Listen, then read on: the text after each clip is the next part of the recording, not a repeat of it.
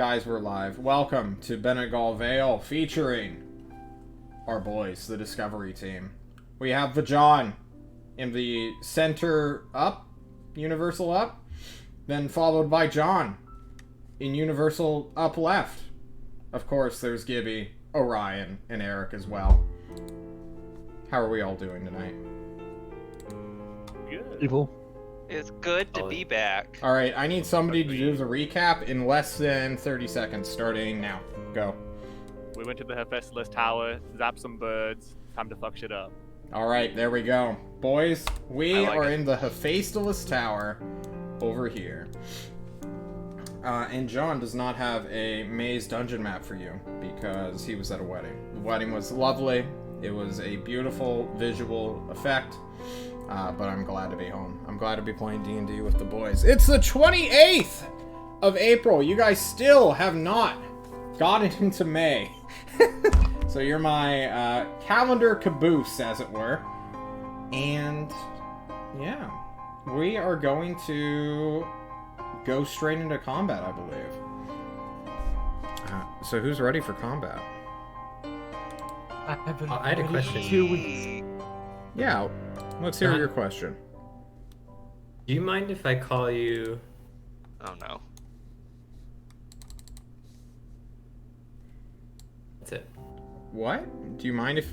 Do I mind if you call me? No. Call me anytime, bro. Get my phone number. Dox me. I don't give a shit. No, he did. He wasn't looking. He wasn't looking, John. I wasn't looking. That's alright. Alright, he said okay. I don't give a fuck. Call me, baby. This is Charlie ignoring visual. John. He missed the joke. I don't care. I don't care about That's not jokes. smart. Guys, I'm here to kill you. That's what I'm here to fucking Alright, do. let's do this. Are you guys yeah, ready? I love Play versus DM mentality. Alright. Who wants to set the scene? Maybe I should set the scene. But, Gibby, you're a dungeon master in your own right. What do you remember?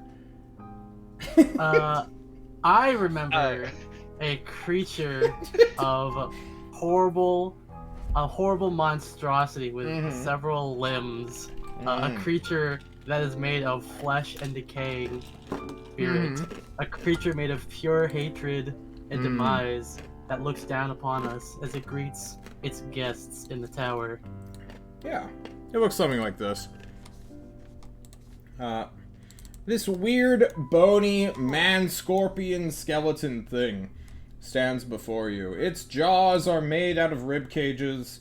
It is an amalgam of several ancient corpses. It sort of appears in this trapezoid room that is dimly lit that surrounds you. John. Kushim John. You had read something right before you entered this room, didn't you? Do you remember what you read?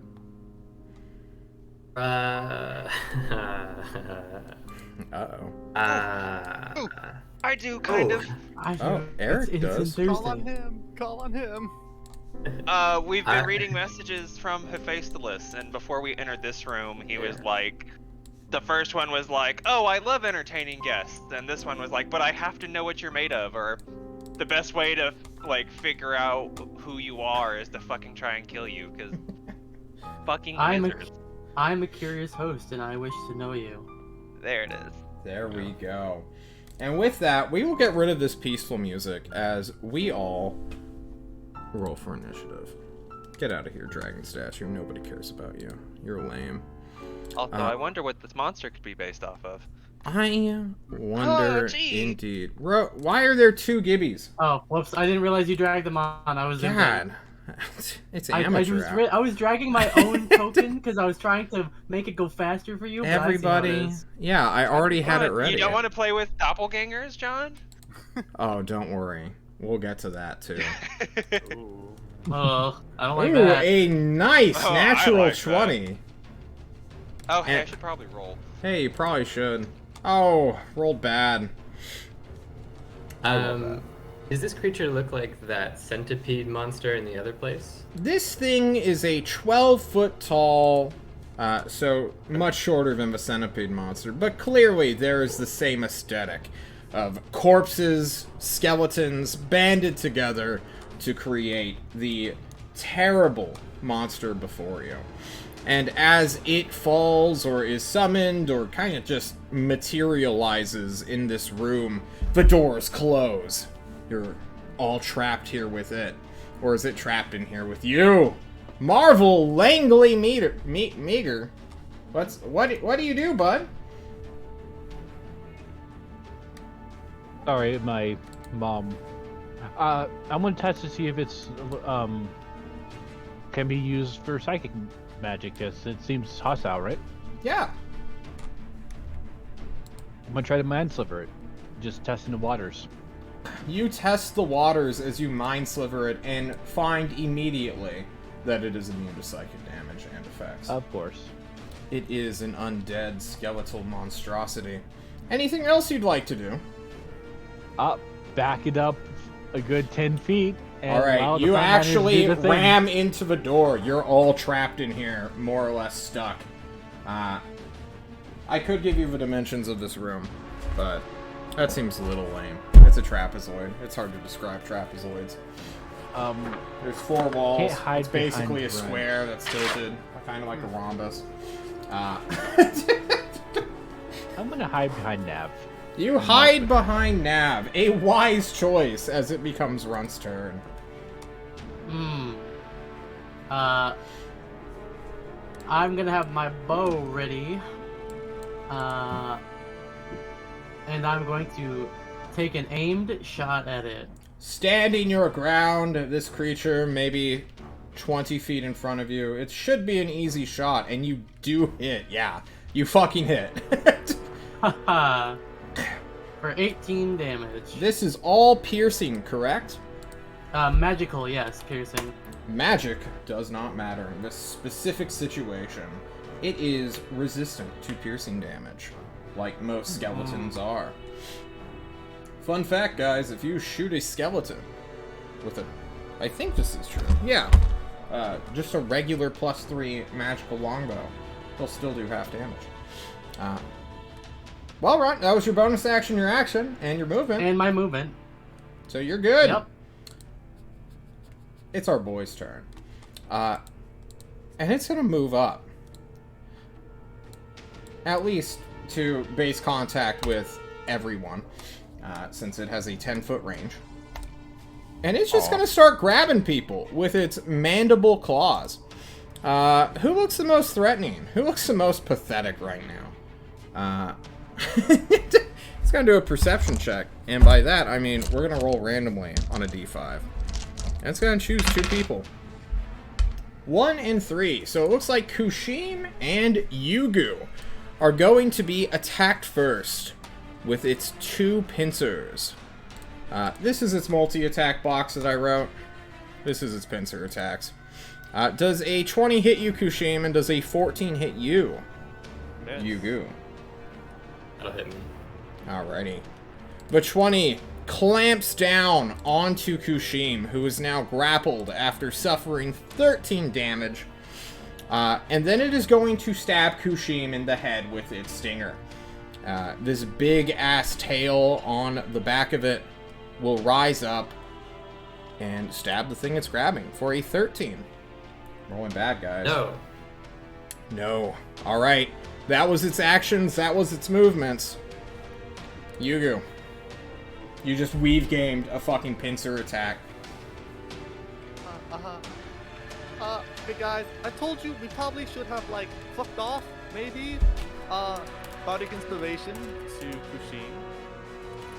You get my vote of potential. And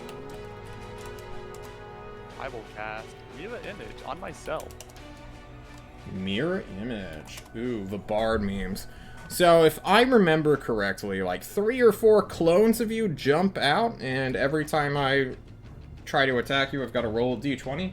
Yep, it's 3 clones. Understood. 5e is bullshit, guys. I just found out skeletons aren't resistant to piercing damage in the monster manual. Oh. Are you fucking for real? Wow. We're stopping the They game. have- This is... I They have am... the ability to Isn't bludgeoning. It Yeah, is the they're- Mandela effect all over again, boys. I am living in a different fucking universe. I fuck. think in every other edition, they are resistant to slashing or piercing. All right. Well, welcome to John's world. Apparently, it's now canon. They should and now are resistant to piercing damage. Fuck everything. All right. You are mirror imaged. And you give a bonus action inspiration to someone. Who are you giving that to? Yes, I gave it to Kushi. Kushim is bardically inspired. We will signify that with orange dots, and it becomes Kushim's turn. Mirror image probably wouldn't help me in this situation, would it? Okay. Alright. I'm going to try and escape. That's what? It's athletics? Acrobatics? Either one? You try and escape? Hey, athletics or acrobatics. Your choice. Okay. Alright, I'm gonna try and wiggle out of these claws. I don't like them. Alright. Wiggle, wiggle. You are trapped. What? Hey, hold on a second. I've got this inspiration. Oh, shit. Yes, baby. Oh, fuck. You get to re-roll it, too. Ability check. Oh, shit, yeah. Oh, my God. Let's go. Alright. Wiggle. How are you so inspired by Yugu that you just get to, like, oh, shit, I can't do this normally, but with Yugu... ... I see. I look over and I see there are so many Yugus. If he can escape, so can I, by the power of friendship. With the power of friendship, you slip between this strange bone mandible that was cutting into you. The poisonous spear that almost stabbed you in the face. Clearly being the biggest threat. As it becomes Nav's turn. I think. Do I have... I guess... do I get my movement? Can I... Well, I guess yeah, you can move. Opportunity attack, right? Yeah, everyone's kind of just, like, entered the room, so... I mean, we could do a very quick little doodle to... Wait, they added a new... Oh my god, fuck that. Yeah, they added a new tool. So, boom. Here's your fucking trapezoid. I hope you're happy. There. Not to scale. Definitely to scale. They added a new draw Kushim tool. is the side of the concept. Oh, they just give you the option to make a circle now. What the fuck? Oh, instead of ulting? Yeah. Convenient? Oh god, I can't get rid of it though. Click on it with the selection tool and then just delete it. I can't. I can't. What do you mean you... I'm How about trying. the top part of the circle. Oh fuck. Oh, it died! Yay! Victory! All right, hang on. 5. All right, now there are 2 of them. Here comes more. Oh no. They have legendary actions, by the way. I haven't been using them, but all right, there we go. Punished. All right, cool. It's a good thing you guys haven't damaged it yet. What? No, I'm kidding. It was at that number. It rolled better health this time, but I set it to what it was. Just for you, Gibby. Thanks, bro. Look at all the damage you did. Yeah. Okay, I got rid of that line. I can get rid of everything but the circle. I mean, click on drawings. Just do your turn, Eric! God damn it! You can You delete all said drawings on here. It's Eric's turn, I think, so I was waiting. Okay? Yes, it's your turn. Went on some bullshit. No, don't worry. All right, I'm gonna curse What it. the fuck? Wait, hold on, that's the wrong button. That's the right I button. can't get rid of the circle. Alright, We're in an oval now. hang on. Don't worry, guys. We'll just move everything a little to the left. Then I got it. Is someone... Apollo, you son of a bitch! Get out of my game. Are we being for real? Nick, Hey, you look, you got rid of fucking troll! I'm gonna kick you out of a goddamn server. All right, Eric, please take your turn. Oh, you cursed it. All right, it is now cursed. This has been cursed, and then I'm gonna whack it. How? Do I need to move up to whack it, or is it in range? No, you need to summon your fucking Warhammer. It wasn't summoned. Bitch, you right. Alright, then I do that. And that's an action. Okay. Wait, that's an action or a bonus action? That's an action. Okay, cool. Alright, now it's going to use its legendary actions. You all got your free round on it. It is going to use 2 of its legendary actions. All 2 of them. Right here, right now. It's going to thrash you fuckers. And it's going to hit our boy Meager, who's hiding behind Nav. It's going to hit Nav, and it's also going to hit probably Yugu. Yeah. We're going to spare Runt and Kushim. Because we're doing wonky fucking measurements. So, give me some dex saves, or suffer 18 bludgeoning damage. Wow, we rolled bad. That's rolling bad. Yeah, that's rolling bad. No. Oh my god. How are you all so dex? There we go. That's what I want to see. And exactly who you wanted to see it on, too. Yes. Yeah. If only you were concentrating on stuff.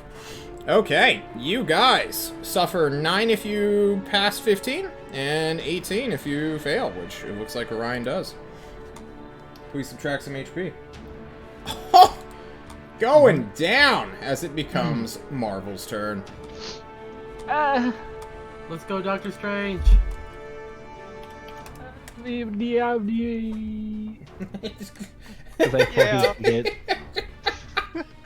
Hi, buddy, hoppity.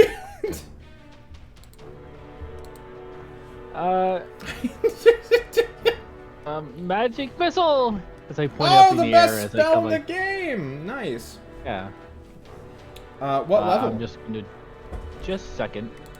All right, that's 4d4 plus 4, if I'm remembering correctly. God. Okay, that's total not 10 too bad. damage. 2, 4, 7. Perfectly average magic missile. 2, yeah, 10 Perfectly damage. balanced. No, it actually is 4 points lower than average. So's your mom. Anything else? Damn, got him. Fucking get the Gotham hordes at Orion, boys! Boys in the chat! Yeah, I guess that's the end of my turn. Alright, are you content to be pushed behind the wall after being thrashed the fuck out of by a scorpion tail? You just got bludgeoned. Got slapped, or you gonna stay where you are? You're right. I would try to get behind them, as it seems like it's a very small room. Yes. Okay. You're right here. In my turn. You end your turn in defense mode. Rumble Roar requests somebody cast Mold Earth, but Runt, it's your turn and you don't have that ability. Unfortunate. But you know what I do have? The ability to move through people, True. because I'm small. So You I'm going are to move small. over here, and I'm going to flank him. You flank him. And then I'm going to take With out who? my sword. Who are you I'm flanking with? flanking with Oh, okay. Nav. Yep, diagonal. A diagonal flank. The ultimate flanking maneuver. Then I'm going to take out my trusty Ulathane sword, the Ah. Chevy Silverado. The and I'm going Chevy to strike him. Silverado. What happens to your bow? Do you just throw it haphazardly on the ground? No, I just kind of put it around my shoulder and hold it with one hand as I'm running, and then I strike with one hand with the other sword. Okay. Let's see the swing. A 22 will cleave into its skeletal hide. And I've got friends, so I get more sneak attack for the shittiest sneak attack. Wow. Literally one away from the shittiest sneak attack. Meh. Okay. But now it's slashing instead of piercing. True. You go. Oh, fuck. Wait. It's the silvered weapon, it's magical, and No, it's... no. My What? initiative got deleted. I think we Oh. rolled the exact same. No, it didn't. It's still there. Come on. Guys, what was its original initiative? It beat you, I went guys. after you. It went after me. I Yeah. was gonna say above me, I think. Yeah, it went right after me. I'm so tempted. Okay, It we're was not. before Kushim. Yeah. All right, we'll just set it at 9. And all of its legendary actions come back. Woo! Perfect. Now, it sees this runt guy who's actually doing damage to him. So, it's going to reach back, do the classic reach around for an 18 to hit you, runt. That does hit me. You suffer 11 and are grappled, so no more moving. Indeed. Okay. It's gonna lift... No, we'll resolve who it wants to stab next. It just got cursed. But also Meager's a chump. Maybe it'll just turn its back on the enemies and do something like this and give good old Meager a 17 to hit him for 12. Shield. You're gonna shield it? Yeah. Oof. Nice. What does your AC become now? 17. We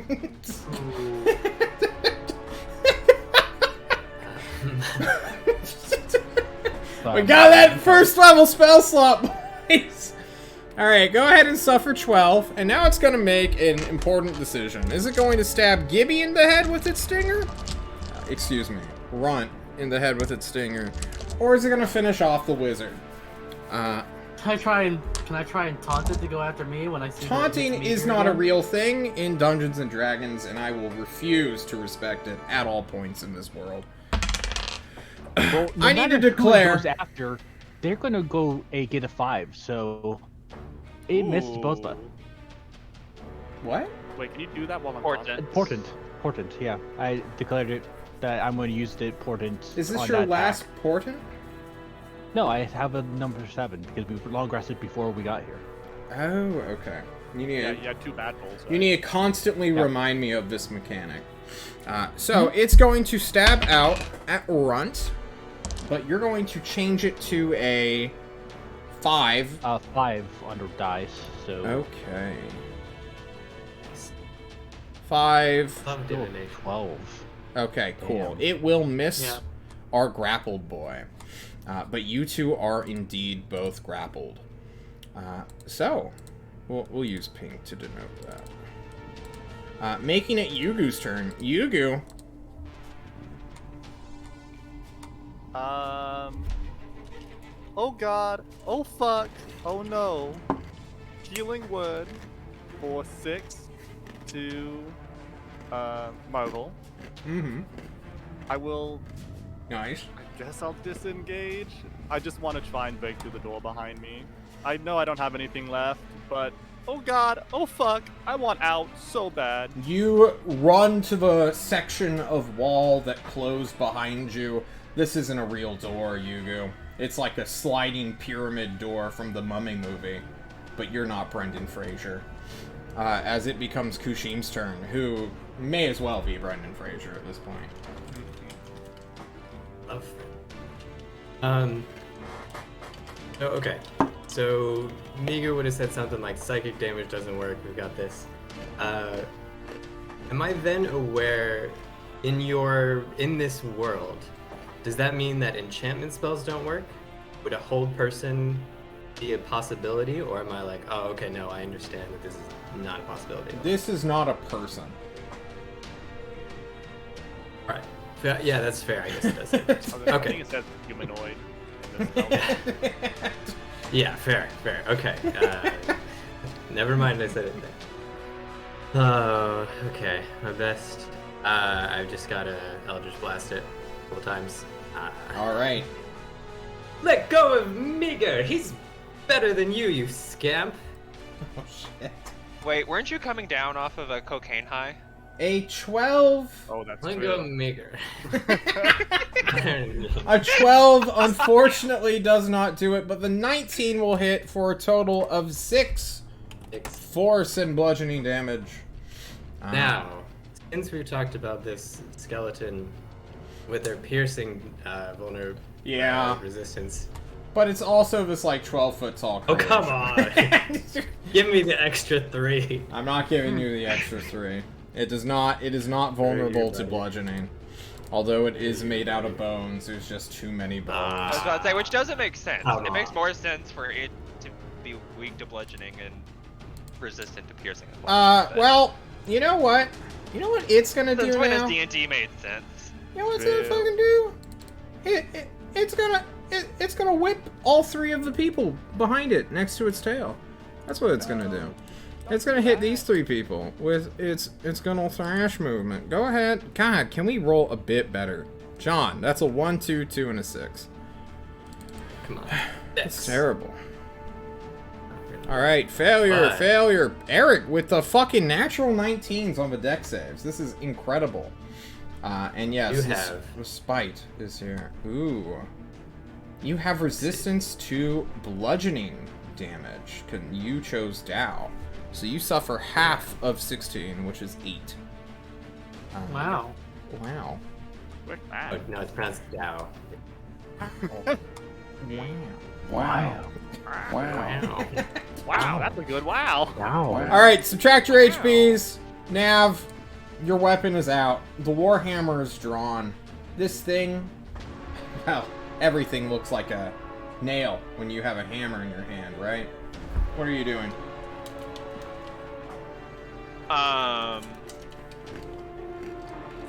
Alright, I'm gonna run up, Mm-hmm. and I'm gonna go, like, to the side, because I'm tired of that fucking tail. Alright. And then I'm gonna whack it. You whack it. Give him the whacks. That's bullshit. You missed twice. Yeah. Wow. That's a natural 6 and a natural 5.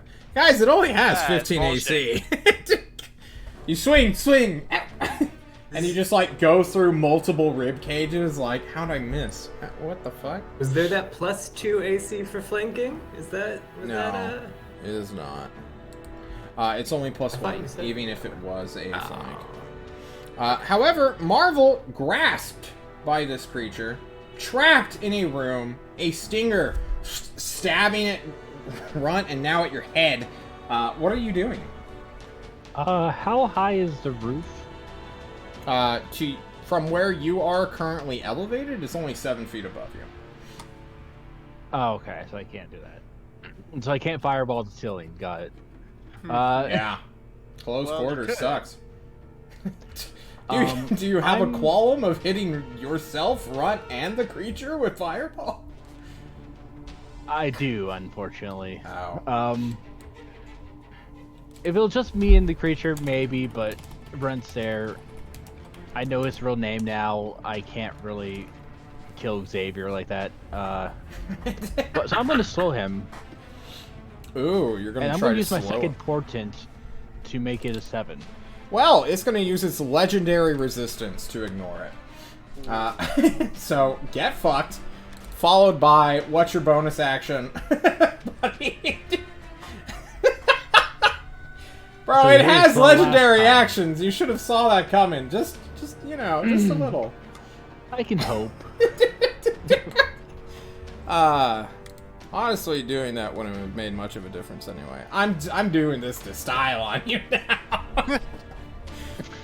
Oh shit. Well, I could have like stopped him from attacking multiple people at multiple times. But that's my action. I don't have a bonus action. That's my turn. All right, Runt, in the clutches of this beast, the spectators cheering you on. I'm gonna pull out a little bit of bullshit, because let's hear it. I'm going to take the sword and I'm gonna steady aim, because I don't need to have any speed. I just need to not move to steady aim. So I will take while I am grappled. I'm gonna hold the sword and I'm gonna attempt to poke it in the face with my sword. Ooh. This Love it. brings up a great interaction that I would love to hear. I think this would work, even if you have 0 speed. Because, obviously, you're just chilling anyway. Who gives a shit? You're basically imposing grapple upon yourself when you steady aim. And people who hate steady aim, I don't understand why. This is a perfect trade-off. As you stab at him! Stab at him, Runt! Stab. 24. 24 will strike true. You didn't even need it.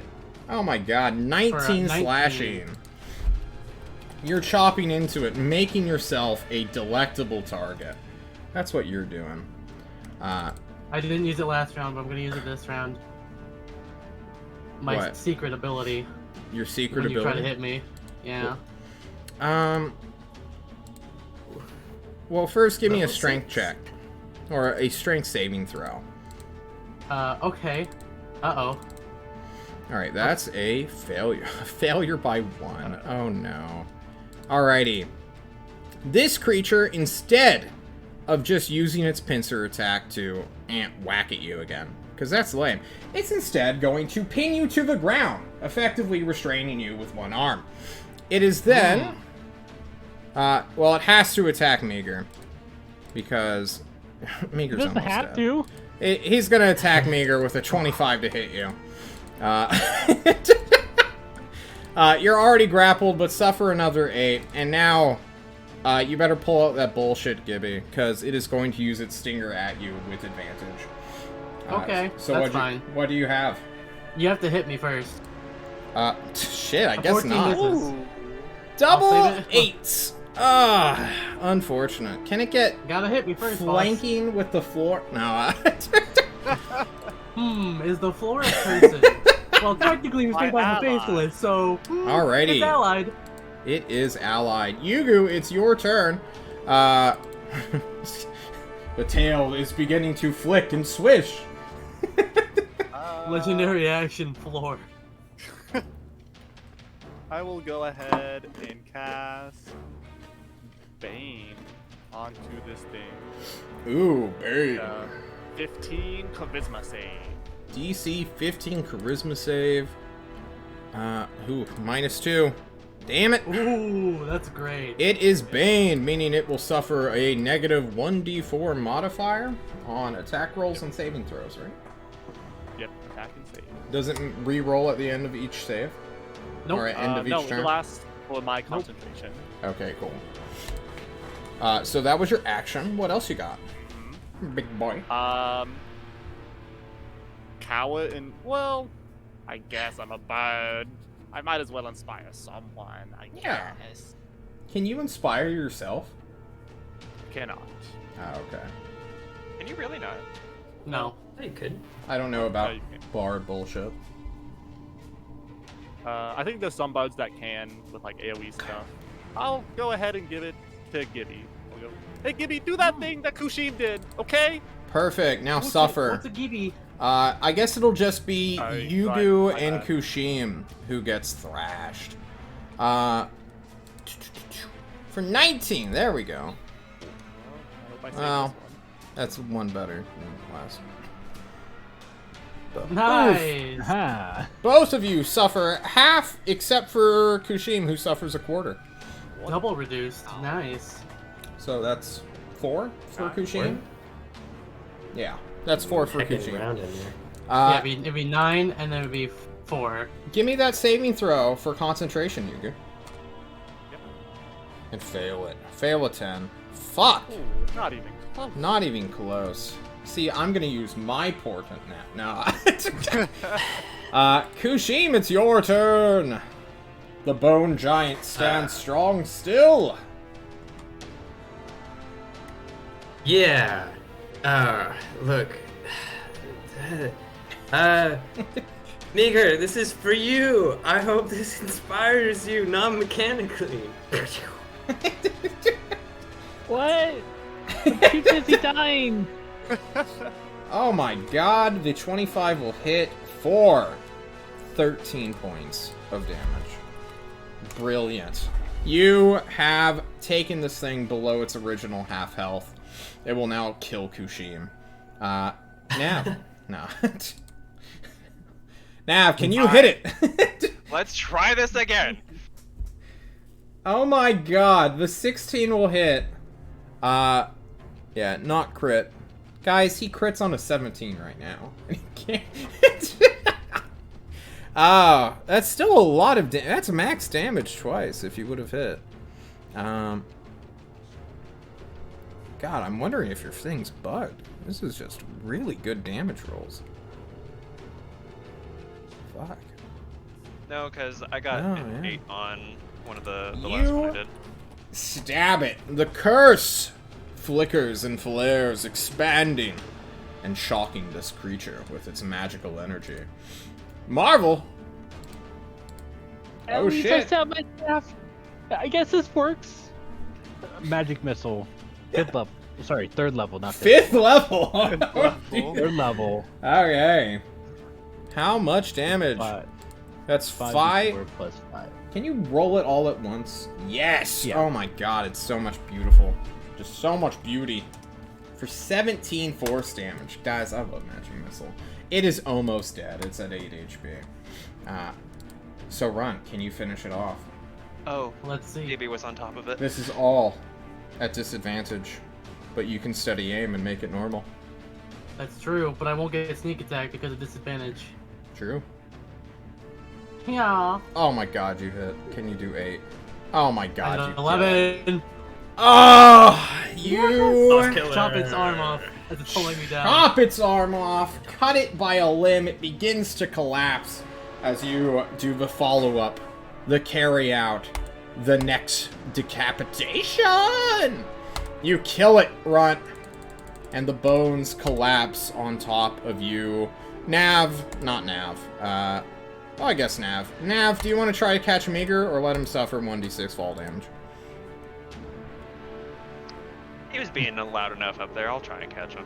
Alright, give me a dexterity check of some kind. You try to move forward, turning on your heel. Snot! The third 19 when it comes to dexterity. You catch him. So instead of him suffering 1 point of bludgeoning damage, you will instead. I actually do have to wonder if something's broken on Roll20 because we've been getting a lot of same numbers and Well, maybe you have. shit. No, I mean, other people have too. Well, yeah, sometimes the API just does that. I'm not gonna lie. Yeah, I mean, I've seen it in other games before. Sometimes it just does that. you're rolling hot, guys. The battle ends. The doors begin to creak open as John pulls up written lore, I suppose. There we go.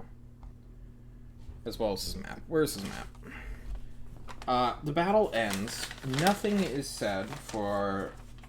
There's no audio when you read a book, unless in your head. So maybe there's audio, just inside your mind. Where is... God, I'm missing all my clown music. I need to make a clown music folder. Here we go. The battle's over. What do you do?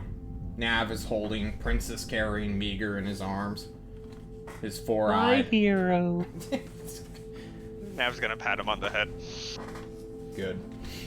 When the door opens, I will stumble out of the door. Okay. Okay, yeah, that was fun. That was cool. We can leave now, right? Like, totally just leave? We're still trapped here. I'm gonna So- cut the head off the body. You are in a trapezoid room. Nice. There's the door directly behind Yugu, who immediately goes through it, which leads back the way it came. And then to universal left, or your right, if you were facing the monster, another hallway appears.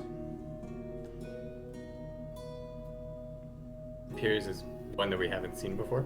Yes, leading deeper into the tower. Can I get a refresher from Ibby? Because I assume you've been writing.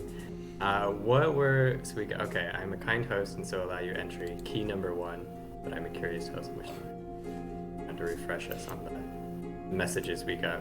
Yes. You are in the 4th room of this tower. Yeah, so we've been getting those messages. Did anyone pick up along... key number 1? Yes, you used it to Yeah, we open used the it to door. Open it. Yeah. And Remember, then there was disintegrated, the right? split, and one room was the key, and then the other hallway Right. was that key. Yeah, it's like a classic Zelda puzzle where you have to. There's two ways to go. One way is locked. The other way has the key to unlock the door. And so we did that.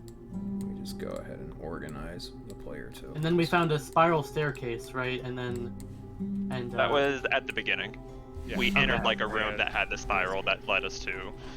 Yes. We got trapped inside. Okay. Well, Did Yugu come back, or is he still? Oh, I just went out of the doorway. I'm sure I'm still in eyesight. I want to loot the body after I cut its head off. it begins to scatter. You cut its head off, the bones spread out amongst the floor. There's no items on it, for it is just bones.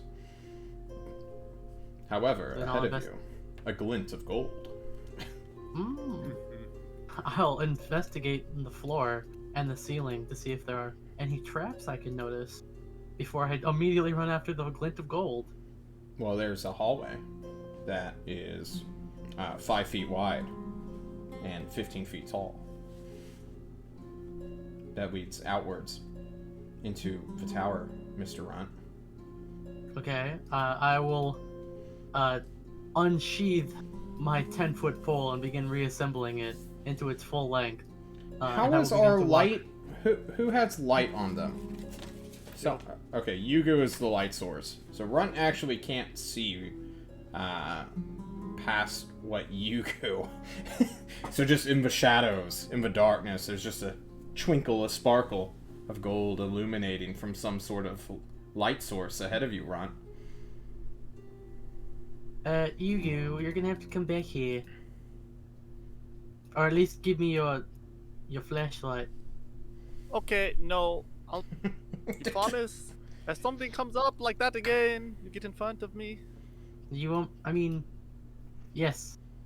I promise I will be in front of you the next time a scary oogly boogly comes out. I'll Promise follow you'll 10 be feet my behind. meat shield. Please! I'll be 10 feet behind. Run. Alright. I'll use the dim light, the light generated from his flashlight, to move forward and investigate this suspicious hallway. Alright. What are the rest of you doing? If there's nothing else in the room that looks interesting, then I would like to be following Ren. Okay. Add back. Nav? I'm asking for a marching order, guys. I don't know if that was clear enough. So it looks like it's Runt, Kushim, Yugu. So far, yeah. Yeah, I'll go behind Yugo. Okay. With I'll be at the very. Meager at the very back. Cool. Your marching order is noted. I was about to say, Mr. we had a Marvel. different marching order before, but someone had to be a greedy bitch. Sure. You know, your mother gave us some potions of healing. You seem. Your shield is rather weak. Yeah. I think I might need them. Don't be shy, Miga. Drink up. Do I drink up or do I just splash it? And if you don't drink it, I'm gonna force it down your throat, because I'd rather have you alive and casting spells than lying on the floor again. But I mean, like, we splash it over ourselves, right? No, That's you how drink I it. always did it. It's like candy. But does it taste good? It doesn't matter. Drink Splash it. it over so it Miga, hits your drink shield. it. Drink it now, Miga. Weakens it. Miga, drink it. Alright, you drink a Attaboy. common healing potion? Who's keeping track of these? It's on our party sheet. I was gonna say, don't Can you I'll- put them I'll on your remove it. regular sheet? Because you're not in a position to have a party sheet at the moment. You are all out and adventuring. Okay. Speaking of, where's your chest of gold? Did you leave that outside? Or are you carrying No, it I think we into- left it on the bottom floor. Yeah. That kind of makes sense. I left some other Nope. heavy stuff on the bottom floor too. Mhm. Okay. Here comes the audit, Mr. Underground. Yeah. You love it when I do Listen, audits. Listen, we were never told that we weren't allowed to have a party sheet until this very moment. True. Until it got heavy. Well, you know. So how do we want to divide the potions? Well then, in that case, we have a lot to distribute because there's a lot on the party sheet. We don't have to distribute everything, just what's relevant for. Yeah, the right now, relevant the stuff can be left. the relevant stuff is there's a tinderbox, 50 foot of rope, a mobile field well, and You guys think this was just fucking hovering around in a fucking hot air balloon? Well, no, it was- completely weightless? the idea was that it was distributed like amongst us, and that So we wouldn't we be just overencumbered. so we wouldn't have to be like, Oof, Scarlet calling Every- you out. Our boy Shadow. I specifically remember that. remember it when watching the VOD. What a Well, I chat! specifically Fucking don't. Shadow will fucking fuck your day, apparently. Oh, I got a fucking seconded! Uh-oh! I remember saying check your sheet. I guess you abandoned be on everything on the checklist second sheet. floor. The party sheet represents the bottom of Hephaestus's tower right now. So someone is going to have to walk all the way back down there through the dark to go get those healing potions. Who's it gonna be? I'll do it. I can see in the dark anyway. All right. You can't tell us that. Nav stops, realizing that nobody has a healing potion. Grabs Meager by the throat, looks him dead in the eye, and puts him on the ground. Nav steps over Meager, walks all the way down. And how many potions of healing are you going to collect? You know what? I'm grabbing. So we had. Ow, fuck. We had 7 regular healing potions. No, we have. Maybe. Yes, 7. We had 7 because we had to retcon that. Yeah. So we Meager have took 7 regular and 1 greater. All right, so I'm gonna grab 6, and I'm going to hand them out like a school teacher. You At get a a healing fucking- potion? At a You get- fucking not vacation. What is it that you take at school? Field trip? Yes, that. Hell yeah. So everybody add 1 to your party sheet unless you're Meager because you just drank yours. He meant character. Well, you sheet, said you not you said party you sheet. grabbed. You 6. said grab So you 6. still get 1. So Meager would still get 1. So he drinks 1 Well, yes, and he but still has 1. No, because then I would be grabbing all 7. Well, there's five Unless party you had, members. did you have one on there's your? 5 of us. Yeah, There's quick 5 math. of Don isn't a us. party member. I'm not a party member, unfortunately. You go. Yeah. I Me, am the you. dungeon. Oh shit! Orion. Yeah, no. Okay, yeah. I saw what you're doing. yeah, You're looking at yeah, the yeah. screen. You're going, I see 6 boxes. Yeah. Yeah. No, I don't even think I have that excuse. I think I'm just stupid. But sure. I'm grabbing 6. Meager gets 2, because he's drinking 1, and we'll have it at that. Okay. So you have 6 healing potions on your character sheet now, right? Right, Eric? Let me. 6. Or did you say 4? Greg. Since you're giving him 2. Healing. Everybody's getting 1. No, he's Okay. handing them out to everyone. Yes. Everyone's I'm grabbing. getting 1 except for Meager, who's getting 2 because he's going to drink 1 right now. Okay. Understood. Is anyone grabbing the greater healing potion before we move on and I close the doors behind you forever?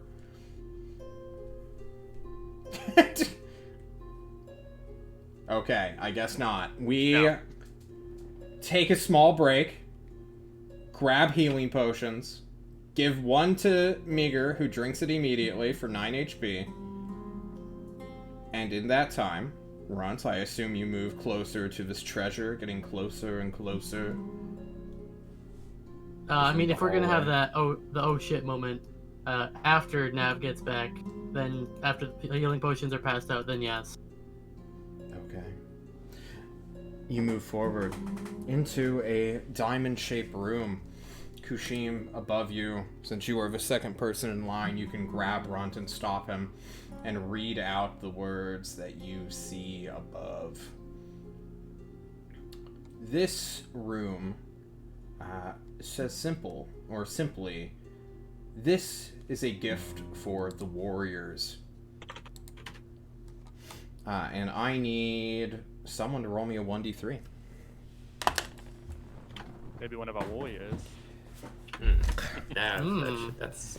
Got it. I got it. The guy who should challenge the first seal, maybe. Yeah, challenge the first seal. That was the first seal. Why haven't you? Why The haven't you first thought seal. of it? First seal. We never ever left. Ooh, one. Nope. Who knows if that's good for us? What's that shitty song? I don't actually know the rhythm to it. Can you roll me? It's like I am number one. That's all I know. I am number We one. are number one. Roll me what? To describe what you all see, before you is a undulating ball of force. This strange magical blob is conforming and congealing, and as Nav steps in, clearly being the warrior amongst you, I need you to roll me a 1d, 1, 2, 3, 4, 5, 6, 7, 8, 9, 10, 11, 12. A 1d12 for me. A 9. 2, 3. Ooh. Before you, this undulating ball of light that begins to glow with a luminous gold solidifies and hardens until at last it becomes the shape of a pike. And then it materializes as one.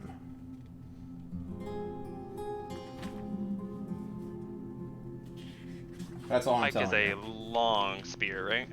It is a heavy weapon, yes. A heavy, two-handed weapon with reach. I'm not going to tell anybody anything else about it. It looks pretty neat. I mean, its formation was fucking neat. It's got this massive axe-like extension that goes out, then curves sharply to form a very nice edge. Kind of in a bardiche style. Or bardiche, if you play Diablo 2.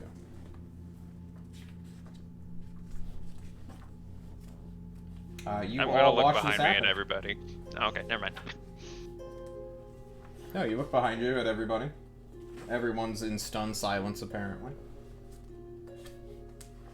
I'm just gonna like, I don't know, and I guess he's gonna start walking towards it, and he's gonna pick it up unless somebody stops him. I'll cast Bardic Inspiration if he goes in. Keep track of that. I really need to do timers before spells. Inspired. Whatever happens, you'll be slightly better. You pick it up. It is heavy. It weighs a total of 18 pounds. But you can use it. It's a martial weapon, right? You have that proficiency, I assume? You're a Hexblade Warlock, yeah.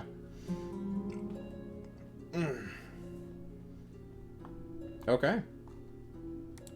How does it feel, friend? I mean, how does it feel, friend?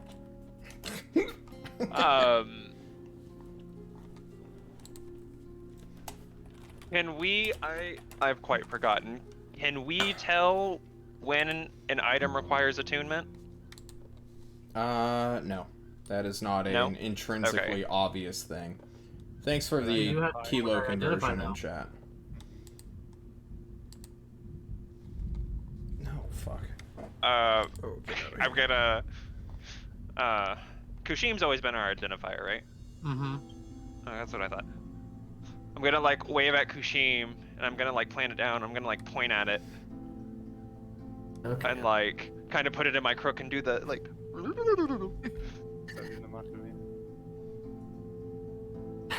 I grab it and I start doing the Macarena one-handed. You grab the Macarena. Link spell in the description. Alright, so you're gonna ritually cast this since you have to, which means Bardic Inspiration and any buffs that you guys had for 10 minutes are just out immediately. If he's gonna ritual. Hey, I see Kushin is doing a ritual. Does anyone want to take a nap? What? For like 10 minutes. Oh. Yeah. You have cat now? I do. Oh my god, you beautiful man. I mean, I would love to. I guess I got kind of clobbered at it, so I wouldn't mind it. How about you, Nav? I can't. I need to do the spell. Yeah? Okay, Kushim, you and me. Watch out. Macarena, food Macarena. I think Kushim needs it more than anybody. Unfortunately. Yeah, but it's up to 3 people, so otherwise it's gonna go to a waste if I don't use it. Mm-hmm. True. Unless we want to wait for 20 minutes. I mean, we have the time, and Kushim could use it. Yeah. And But even if we wait 20 Hey, minutes, I'm still mom. gonna heal from it on the first go. So yeah, we're Well, catnapping. Yeah. what's the plan? Everyone else? Yugu, Make who this are you one. catnapping? Are you gonna wait, or are you gonna get the bottom 3 of my camera setup? I think just the bottom 3, yeah? Sounds good. Okay. So, you have linked catnap in the thing. You make a calming gesture, and up to 3 willing creatures of your choice falls unconscious for the spell's duration. This works on everybody except for Nav. Oh, he can't sleep, huh? Yes. Nav is immune to the condition of unconscious. Hmm. That's interesting. It is, which you will discover as Nav just kind of sits down and is like expecting to go to sleep at any minute. Nav. Hello? Fully alive. Fully alert, awake. What the fuck? Okay, And was that super is weird. actually working against me this one time. Yep. Okay, so Meager can roll however many hit dice he currently has, gaining 1 at the end. Runt, this affects you as well, but it looks like you're back at full as at the moment. So, question about this. I didn't think about this. Does my Song of Rest apply to this? It says I need end to of the do- short no, rest, right? you have Well, to I need be to do doing the something short for the rest. Song of Rest. Yeah, this is not a short rest for you. Okay. So this is like a nightly activity where you bust out the bagpipes and lull everybody to sleep. The liar.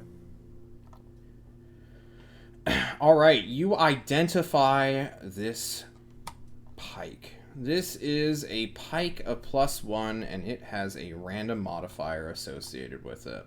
I want you, Kushim, who is doing the identification, to roll me I think it's a 1d20.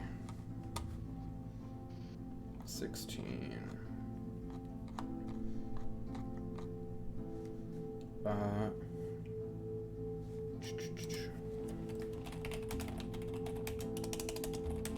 I'm looking for my table. I'm sorry.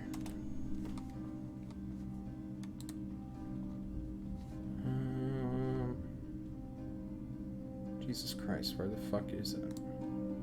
See, this is what I get for using other people's tables and not downloading them. You can put him in roll 22, can't you? Mm-hmm. It takes forever, though, doesn't it? It's annoying. It does take forever, and sometimes it just doesn't work properly, like the way you want it to. Oh. It's better to just put everything on a Google spreadsheet or like an Excel spreadsheet and have it that way. Oh my That's what I do for fucking mine. god, are you kidding me? Imagine using Excel. Weird. I know, right? I use Notepad. I use Notepad for all of my graphs. Notepad charts? and Paint is all I need. Paint 3D. Tablets. Kushim, you,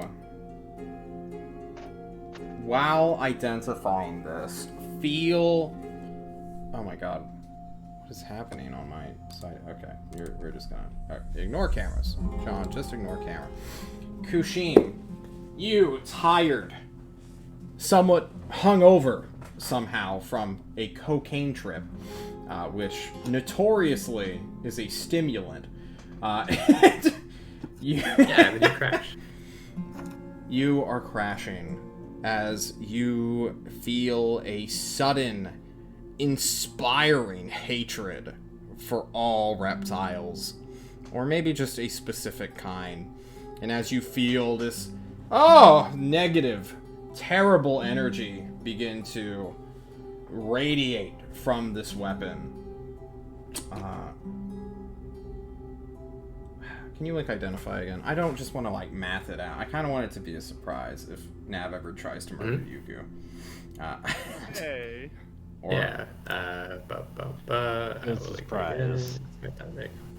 Surprise, you murdered Its Yugu. properties and how to use them. When you use this weapon, there will be a bonus to a specific type of reptiles. This is a reptile hating weapon. It's Put it back. dude. I didn't realize weapons could be racist. How interesting.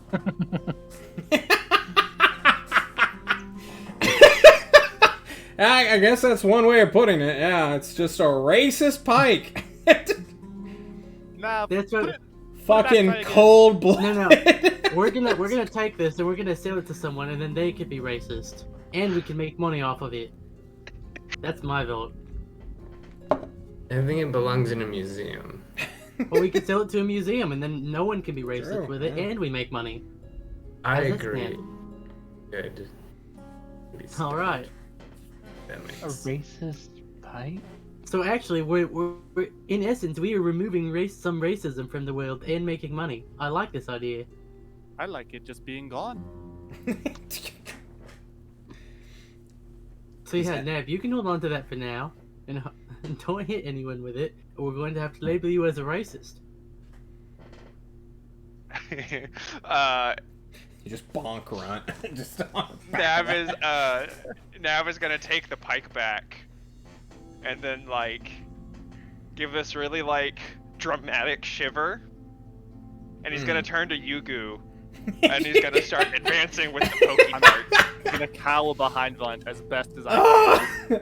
Yugu drops to like a quarter of their height behind Runt, who is standing a solid 3 feet tall. Friend, Nav, The no, pike is friend. taller than I am. It's way tall. Resist the pike. He is our friend. Inspiring Bardman. Poke, poke. No I'm one's just gonna gonna put it on his back. stop him? I don't think you can you turn into cannot. a seal if you're a racist. It is not a weapon that you can holster. You have no sheath for it. It is a long, 10-foot long pike that must be held in a hand. Or, laid down and drop. We could always tie a rope around the pike and then tie it around his back, so it's just always on his back. That's what I was gonna say.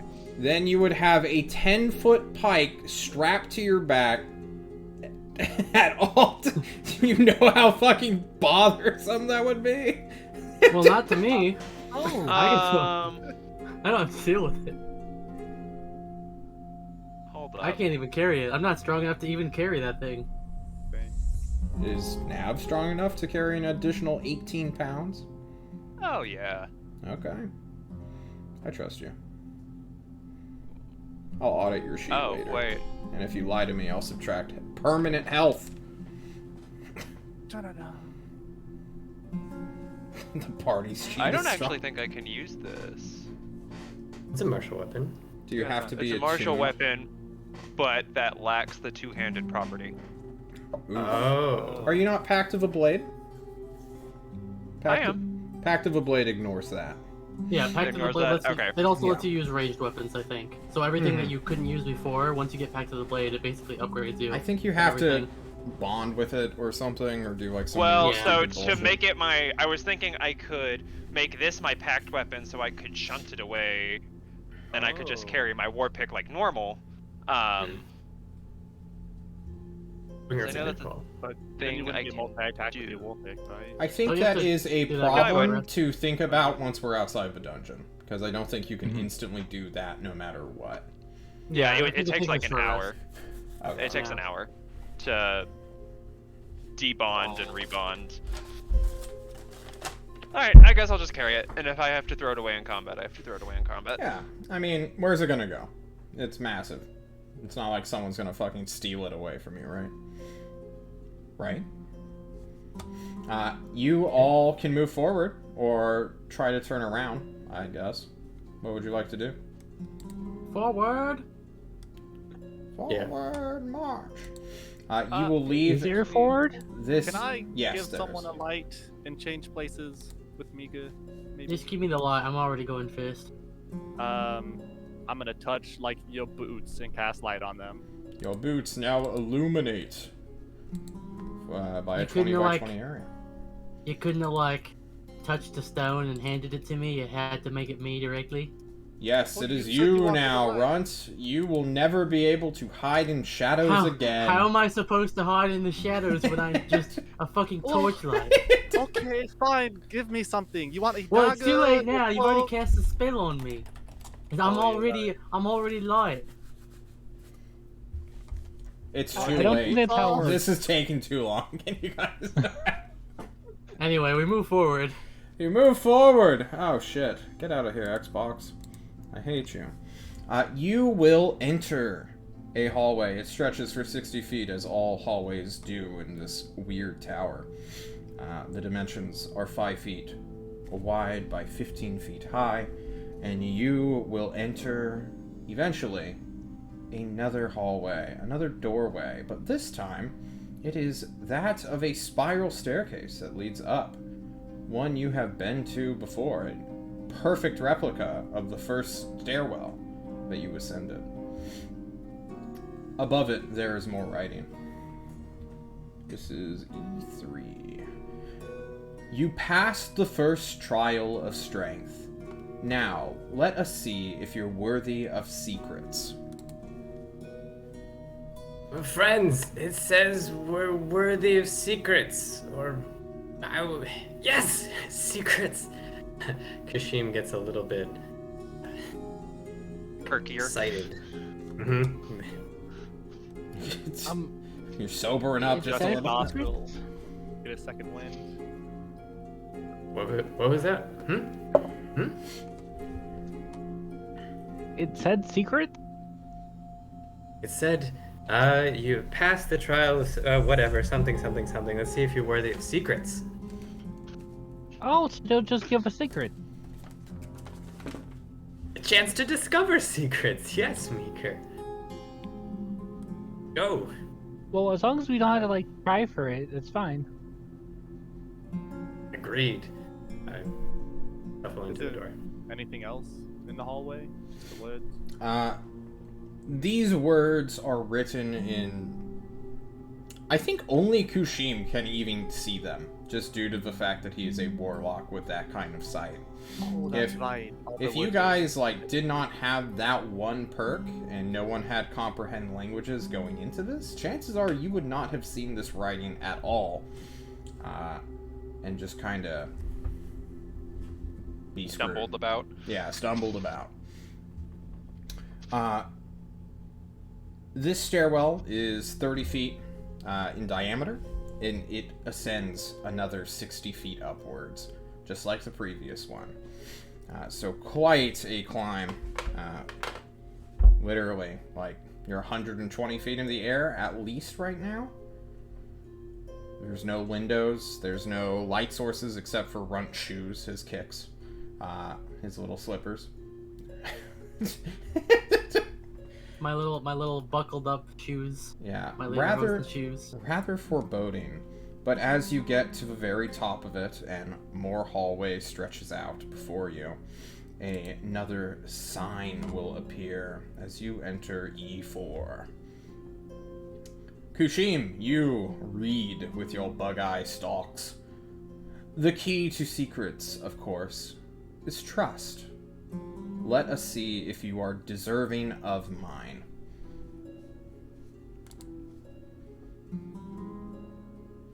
I say that out for everyone. I start to fall now. Jesus, take the Do a trust fall. wheel. Yeah. Yeah, I guess. Can I like what do we see with the light ahead of us after Kushim reads out? You that fuck message? all. It's every hallway is 60 feet long. You have at most 40 feet of sight. So what do I see? That is the real question that Nav cannot communicate to anyone else, so it's kind of pointless for me to tell what Nav sees. No, because I could make decisions that would alter what would True. happen. Nav, in the back of the pack, who cannot speak, looks over with his short and tall companions both. Down this hallway is another room, Mr. Nav. And in that room, there is another one of those stone altars, and on top of it, a already solidified object. You cannot tell what it is, since the angle's weird and you're 120 feet away, but it's not as big as your pike, for sure. Okay. Did that help? Are you going to do a decision in the next 20 feet? No. Alright, Runt, you move 20 feet forward down this hallway and see the exact thing I described. Okay. We got him, boys! Thanks, Eric! Yeah, of course. That's what I'm here for. Listen, it's called being cautious and not dying too. You don't know. It's Yeah. true. We don't. If we had not done that in the first dungeon, we would have been zapped for like a fuck ton of damage from those lightning statues. Sure. You can throw that at us anytime, so, you know. Anyway, I'm going to walk up 15 more feet, or 10 feet away from it, from the thing. In the doors, the archway? Mm-hmm. Okay, so before entering the other room, Kushim will grab Runt again. Always, I'm assuming you're going to stop Runt whenever you see any magical writing. Okay, that's fair. Is that not what you want to do? How handsy is Kushim as Runt? I feel like it's not something that would really come into his head. But I don't know, Runt. Is that what you want, Runt? Would you suggest that? I mean, yeah, after like the first couple of attempts, I imagine Kushim would just be like, "Friend Runt, look, there's writing on the wall." And then Runt would just be like, "If you see any more, because he can't see them, just grab me or something." Just like say that offhandedly, and Kushim is like, "Friend Runt, I found another thing." Runt! Just shake, lift and shake. Yeah, because he said, Shake the he baby. would have said something like, "Grab me" or something, and so Kushim, of course, takes that literally. Perfect. All right. Oh, Like God. a little doll. I have a lot of notes for this one room, guys. Uh-oh. Fantastic. We're gonna be here for the next 2 hours. Sorry, boys. No, Next you will few not. sessions, it's A, fine. a single I promise obstacle, you. we're gonna be here You for 2 will hours. not. It's just how it works. Kushim, you see written above this wall. Show me what you're willing to do for your friends. Okay.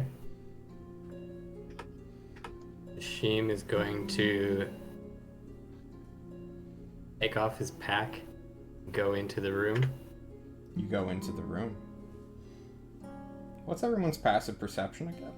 It's really bad. Yeah. Really bad. 10 I or think 11 is our highest. Yeah, I think so. Runt, do you go forward when Kushim begins to make motion? Runt's gonna put out his hand and say, "What are you doing?" What did it say? I'm discovering. Okay, yeah. Well, discovering secrets. yeah, but like, it's Hephaestus. You think it might kill you if you're willing to sacrifice yourself for his friends? It's probably some crazy dumb bullshit. If you're gonna go in there, don't go in there alone. But how will I find the secrets if we don't go in? I'm not saying don't go in, I'm saying don't go in alone. Okay, you want to come with? Let's do this. Find some Well, secrets. considering how I'm our current source of light, sure. Who goes Grab your into the hand. room? Does everyone just keep going in? I'm gonna stay within the light. Yeah, same with Meager. Okay. It's marching orders. Yeah. Super important. So it's Now, Kushim, Runt. Runt, Kushim, and Yugu can definitely get inside. Without a problem. But when you step like 2 to 3 feet in, this door is beginning to close. Nav and Meager, I need you to either jump forward, making an athletics or acrobatic check to push yourselves forward, or I need you to chill.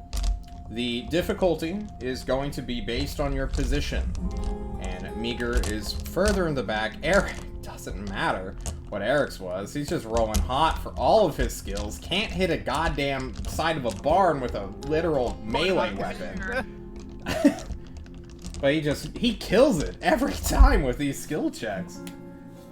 Nav jumps in. Meager, what about you? You see these doors closing. I try. You try, you trip over yourself at catnap, man. You're like, oh shit, you scramble to the floor. But the stone wall shuts closed. You are in the dark. Do you have dark vision? Yeah. Okay. So you can still kind of see, but you're in that moment of the Mummy movie, close to the end, where that one guy is trapped in a room full of, scarabs about to eat his flesh. What does that feel like, real quick? What's it like being alone, separated from the team? Heart dropping, as specifically because you mentioned that I'm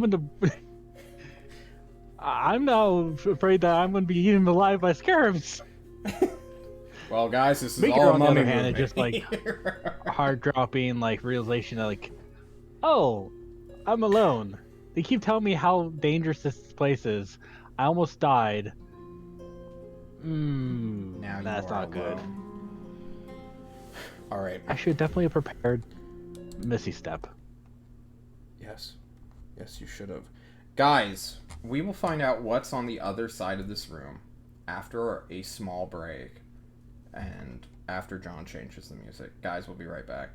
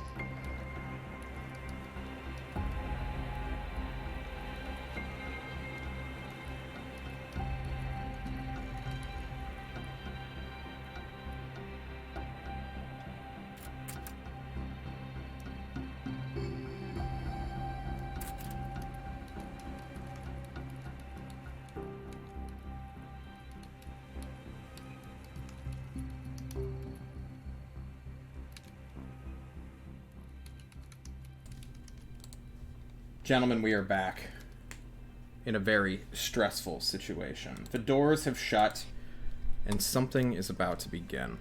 I will give you all a very quick depiction of this room. You are in another trapezoid room. There is an altar that sits in the center of it, where a wand currently is resting. This wand is 13 inches longish. It has 20 brass and silver rings that just run all the way down it into its handle. Immediately, as soon as you enter this room, there are magical letterings that appear. Just over the wand, over the altar, kind of like a hologram, which you all will inevitably begin reading, and it is of the arcane language, so I think, yeah, only Kushim can just read it instantly. Yeah, nobody else has the secret language skill.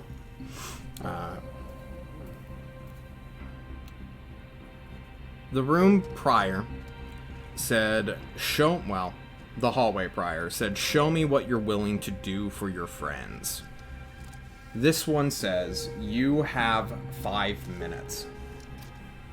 And then it gives a description of the item's effect.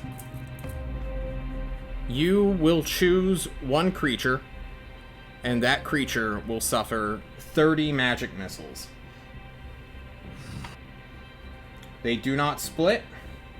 It goes to one target. Yes, 10 spell levels of magic missile shall go off. And that's all it says. So John is going to start a 10-minute timer. I'm doubling that for real-life interactions, in case, you have a question for me. But as soon as I say start,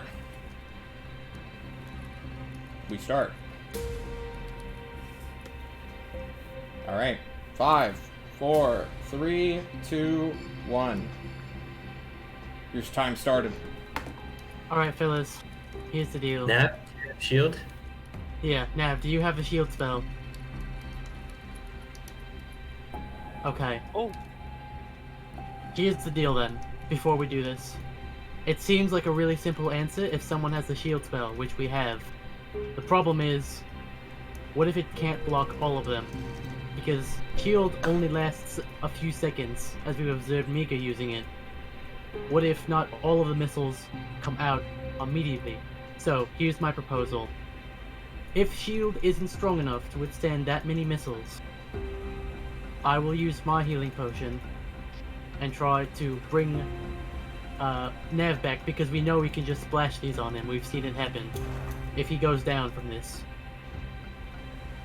The real question is, Nev, are you willing to take it, or do you want someone else to take it? He's good. Okay.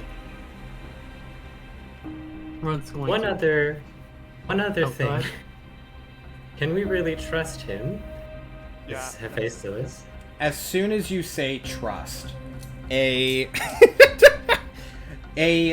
illusion appears, and it is so perfect, so detailed, so beautiful that you can only imagine that this has just been ripped from some sort of like recording device or a memory, perhaps. You see in this field that shoots above this altar maybe a 6 foot by 8 foot screen. Yeah, 6 foot by 8 foot, so it's really big. It basically covers the entire trapezoid room which you are in. There is a man who is covered in like this aquatic themed armor. He has a massive squid helmet on that sort of stretches up. There's a penguin beside him and a third man as well. The penguin, seemingly with a mind of its own and not just an idiot animal, jumps up, grabs the wand, points the wand at this third man, and discharges it.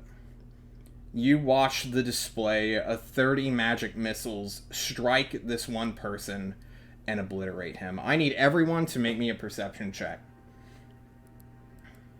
Okay. Obviously not including Meager. An auspicious number! Oh no! Okay.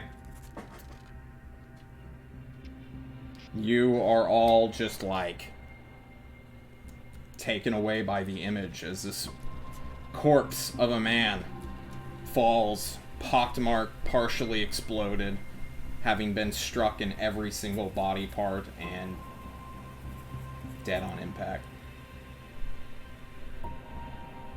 The illusion fades and flickers away. Alright. Are we ready? Nav is gonna like take off his backpack and shit, set the pike down. He's also gonna dig around a little bit, and he's gonna take out his healing potion too and hand it to Runt. Okay. Just in case. Got it. And then he's gonna walk against like a blank wall or something.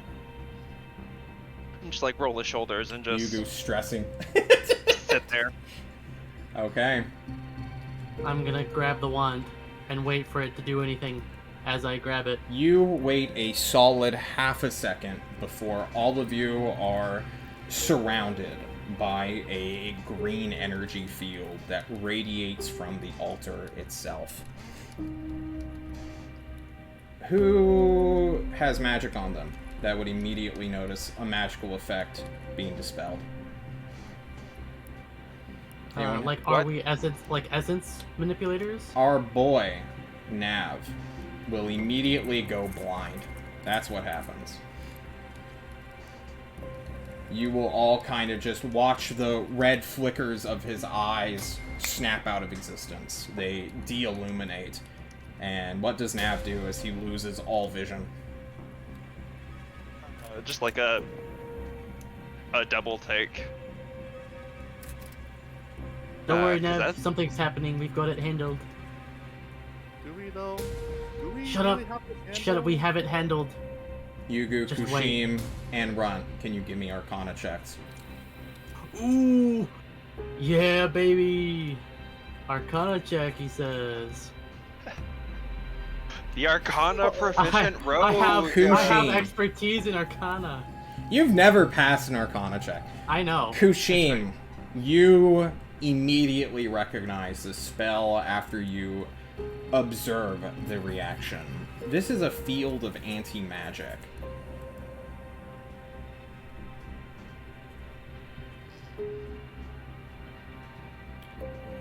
Do you, John, the player, understand this? Friends, yeah. Friends, this is anti-magic field. Might not affect the wand, but won't be able to cast spells. Is there an ant around anywhere? Make a perception check. You're rushing around. There's maybe 2 minutes left on that timer. Nav is just doing the, like, come on and do it motion. Runt, does Gibby know what a anti-magic field does to healing potions? No, I don't. It I, the nullifies player, them. do not. Okay. All magical substances, including potions, they're done. You can't cast spells in it. All magic is nullified. Weapons, like +1 weapons and stuff like that, they become mundane. Okay, I don't like this. I don't like this at all. This sounds bad idea. There's a minute 30 on the timer. Runt's going to take off his backpack and throw it to Yugu and say, I hope you're medical proficient, because there's a healer's kit in there and it looks like we're going to have to use it. And he's going to point it. He's going to point it at Nav. And he's going to attempt to use it on Nav. I will stop the clock.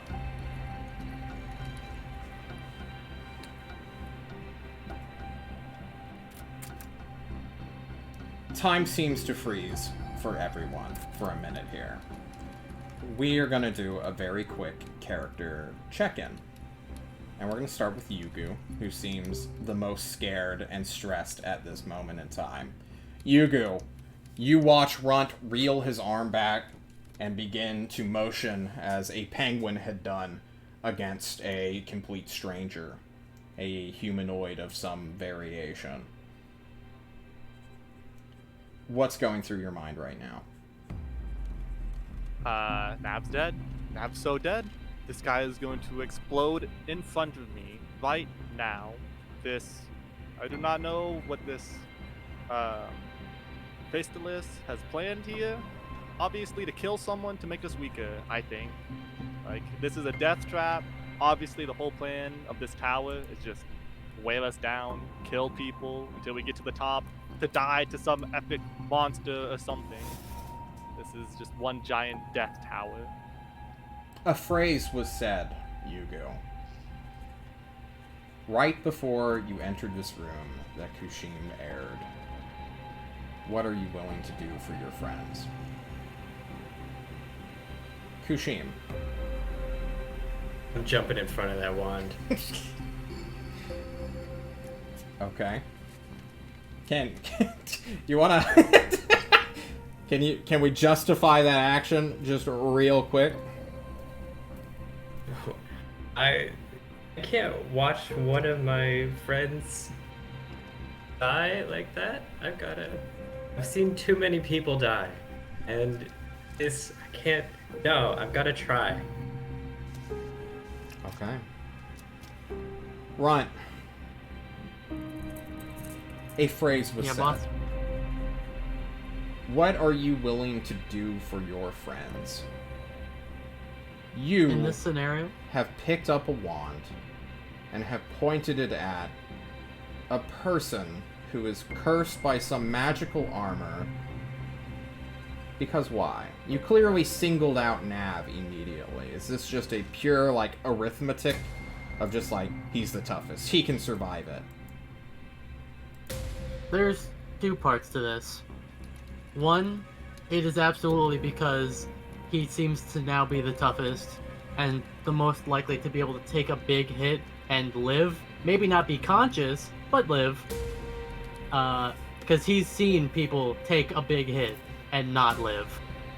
So he's hoping, he's rolling the dice that Nav will not immediately die. He doesn't have to survive it, he just needs to not die. And the second part is, he is still partially scared of the armor, because he knows that Nav almost killed another person over it. So, as bad as it would seem, if someone were to ask him in retrospect, would you do it again? He would definitely say yes. And when it comes down to what would you do for your friends, if someone were to ask him that question, he would answer with, take the shot. You would kill a person? Mm-hmm. Does Runt have friends in this room? Yes. Is it just Kushin? No. You just met Yugu. You're willing to kill Nav. I would say Runt's on an acquaintance level with Nav. He doesn't really know Yugu. And he's warmed up to Meager, and he's definitely friends with Kushim. So I would say if he has to have friends that he's like putting the label on, definitely Meager and Kushim. Oh. Nav. You are willing to take this hit. But is it because you think they're your friends? Or is it because you're just looking for the next high? Will this be the thing to kill you? Nav is reckless. He's bonded himself to a suit of magical armor that has stolen his speech, that currently has blinded him. This is a multi-part answer, because there's kind of a lot in this decision. Part of it is Runt and Nav are operating on a similar wavelength. I am the strongest right now, assuming the anti-magic, like, if the anti-magic wavelength has, like, fucked up my HP stuff from the armor, he hasn't put that together. He went into this decision thinking, I'm the strongest. If, out of anybody here, if I'm gonna be the one, like, I can take this the most. Mm-hmm. 2, we had talked about the armor took away my, like, fear of death. So he's not really afraid of the literal ability to fear his own death has been cauterized. So that's not really a factor that enters into it. But this is an exercise about trust. Because Nav lied. I don't have shield. And even if I did have shield, I wasn't planning on using it.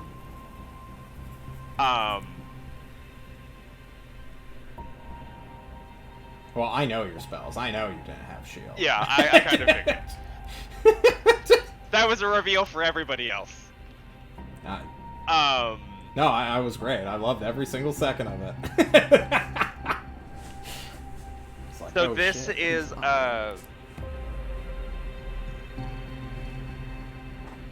yeah, it's kind of a trust on multiple parts.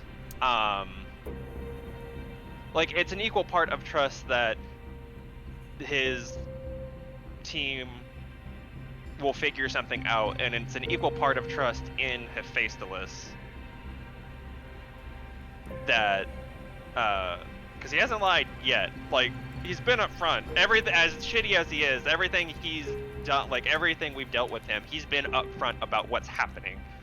He hasn't lied. So he's kind of taking the leap that this is not an instant death. Even though you saw the recorded image of a man being obliterated with a wand? Yes. Even despite the fact that he described what this wand would do in magical lettering and writing, which Kushim probably translated. You think he is lying to you in this show of trust? Not lying. We don't. Who knows what happened at the end of that? Besides, we don't know those people. You know, for all we know, the penguin dude, the one who fired the wand, could have had ill intent. Like, he always wanted to kill that other person, or didn't like them, or something like that. That's not a display of friendship. That's somebody taking advantage of an opportunity. John looks back to Run's camera to look at his reaction. You say that, but if someone else was the first person to grab that wand, I would be where Nav is right now. Time begins to unfreeze. Kushim, you said you wanted to jump in front of it.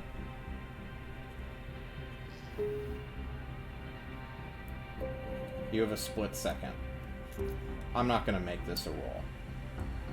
Do you want to try to befuddle the targeting that Runt has? It's theory. In theory, it is possible. He's not a true spellcaster. He's never casted magic missile before. He might just imagine that the missiles will come straight out and hit whatever target is before them. Are you going to, with cognition, step in front of the wand? Yeah, as best I can, so that, you know, he's gonna go for Nav, but then they hit Kushim instead. Okay. I think that's... Runt, I need you to make me a ranged attack roll, because Runt doesn't know how to cast a spell. He does not have spell casting. He is going to treat this as a gun, or a bow. And Kushim, I want you to roll me a 1d3. So I do or don't have proficiency with this attack? You do. You're pointing a stick at someone. I think anyone's proficient at that. Okay. So it's just like a regular bow attack, right? Yeah. Okay.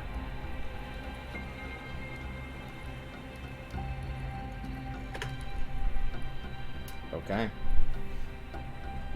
Runt is dead on with his aim. Kushim, you've fought with this man before. You know he's a steady shot. You've seen him stable his breathing. His arm goes out and he immediately points at Nav, and you jump in front of it, taking 2/3 of the magic missiles. I need you to roll me 20d4 plus 21. And then I need Nav to roll me 10d4 plus 11.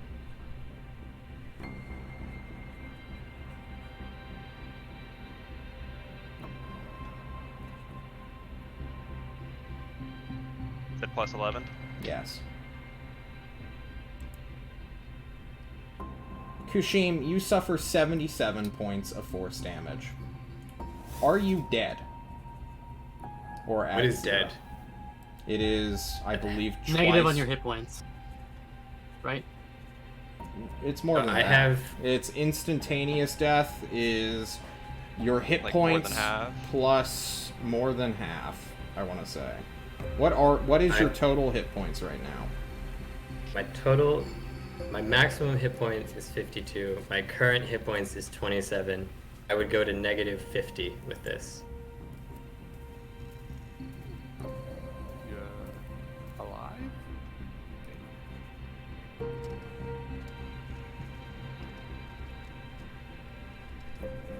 Your current HP plus your max HP. This is going to be the most important rules clarification we will ever have, gentlemen. Nav, you suffer 39 points of damage. I don't think that even brings you down. It does not. Alright.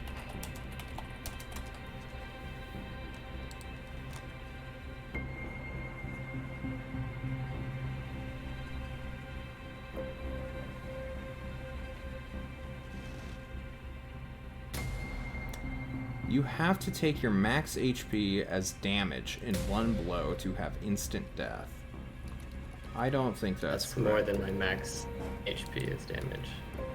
No, that is wrong. I think I read someone's bad interpretation.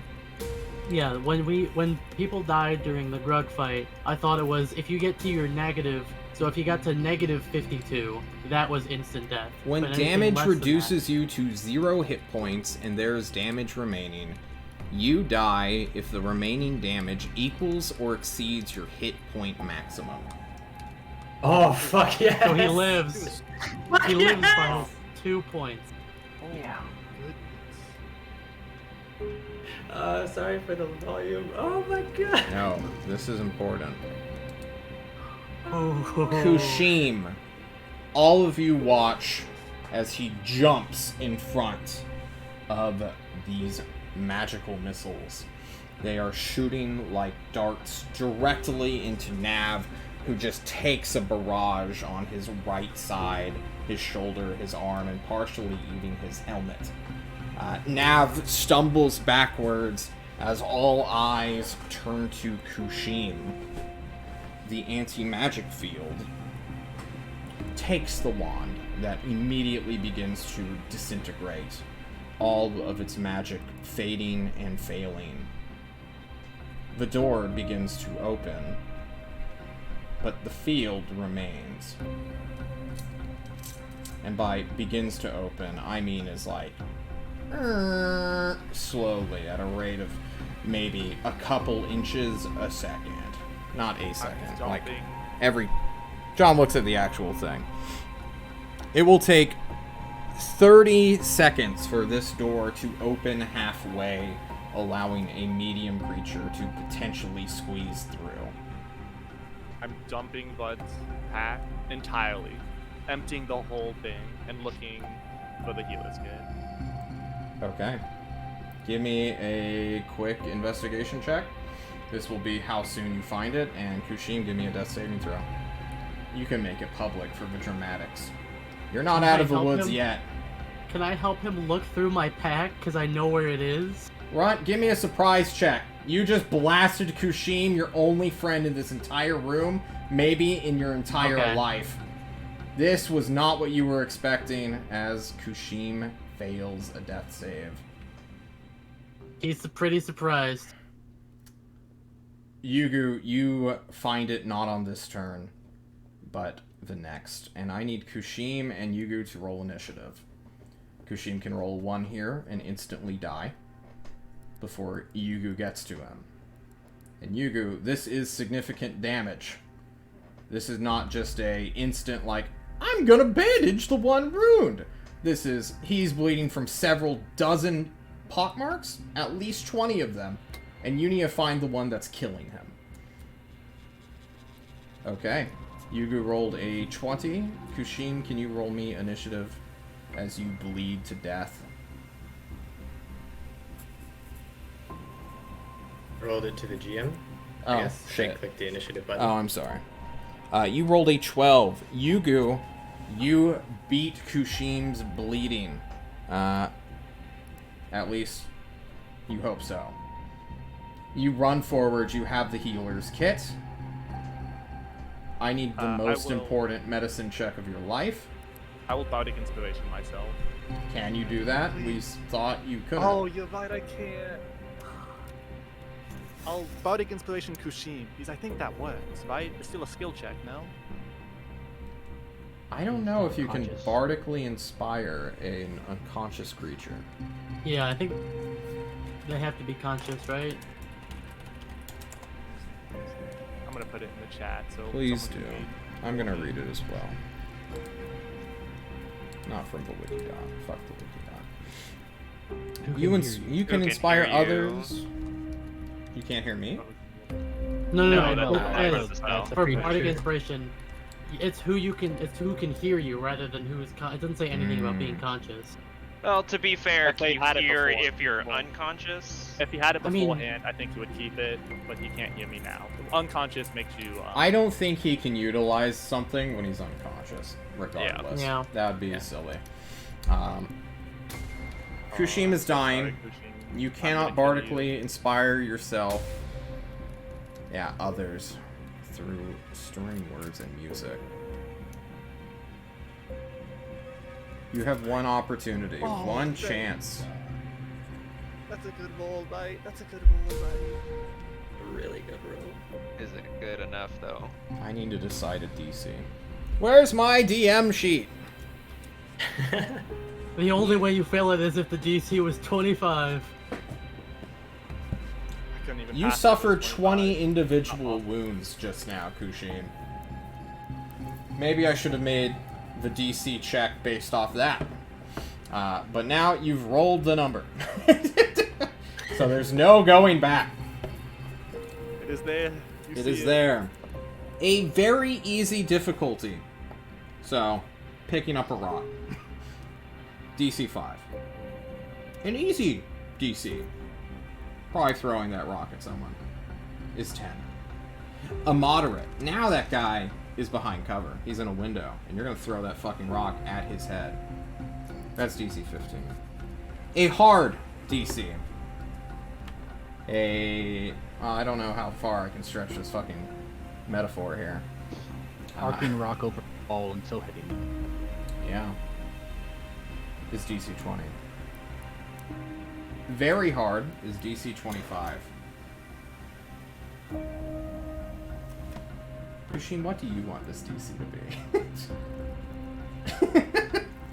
Let's get some player input. Are you proficient in medicine, Yugu? I am. You That are. is a proficient check.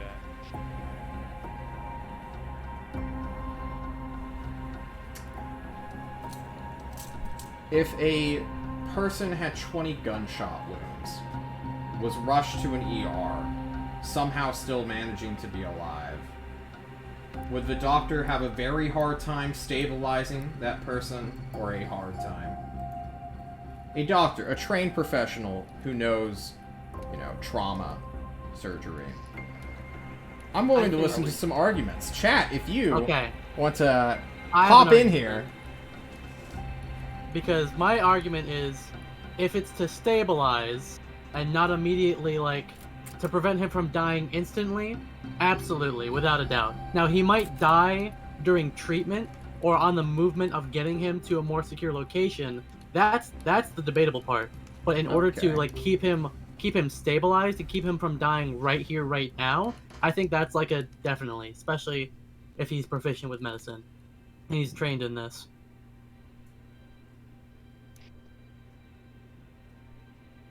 Also, maybe I like maybe that. They're not gunshots.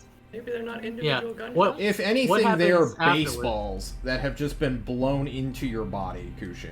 These are... I feel like a shotgun, getting shotgunned Yeah. at 20 individual things. So, Shotgun. okay, question, John, for clarification. Which one? Do you see this, you, John, DM John, Okay. the important John? Oof. Ooh. But they're both important in this scenario. True. Yeah, that's fair All enough. Johns are very Actually, important. Somehow, oh my god. Do you see this as... Do you see them as, through and through wounds? Or is it just, first one hit, it took off a chunk of flesh. Second one hit, it took off another chunk of flesh. And When so you are failing death saves in roleplay, it is assumed that whatever took you down to 0 HP is killing you somehow.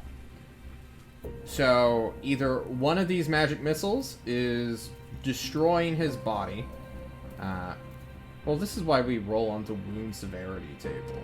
Why don't we do that? And if you roll below 75, this is a DC 20 check. And you will stabilize. You have a 75% chance. If you roll 76 and above, you are severely wounded. Thank you for reminding me of the wound mechanics, Eric. You are a beautiful man. I love you. You Oh my god. risked it all. Yugu finds the clear, biggest just concentration of magic missiles in one area near Kushim's chest piece, plate, thorax. You see his internal bug organs and you're like, oh shit, here we fucking go. And immediately set yourself to work. Kushim is wounded, he is unconscious, and not nearly as close to death as we all thought just then. However, Kushim, I want to see you roll the next death saving throw. You are Me stable. too. Oh my god. But I want to see that one. That's what I want to see. I was about to say, knowing how today's been going. That would have been a pass. You would have had another round. Do you just want to keep rolling just to see if you would have lived or died? Sure, why not? Let's go for it. This is John's secret. Okay. Oh, that's 20. Oh Alright. my god, Okay. natural Oh, 20. She was blessed. Kushim is It's blessed. faded. He's going to Faded, live. one might say. He's got the plot The armor. door opens. The field of magic or anti-magic remains, but will begin to flicker off eventually. As after 60 full seconds, the door is fully open and aware. Brunt, you are staring at Yugu, tending to the apparent lifeless body of Kushim. And unfortunately, that 20 is non-canon because you were physically stabilized. Otherwise, man, you should have risked it, buddy! You just get back up like, I'm good. How badass. Nav, you clutch your wounds. They hurt, but eventually you will be able to see again after 1 minute. Do we need a break? Listen, I can keep going, but if you got, if you need to step away, breathe. John, this is your answer.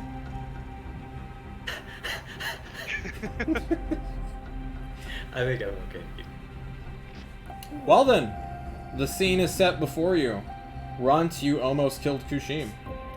Yugu huffs and puffs and then sits on his knees, watching Kushim's stable breath continue.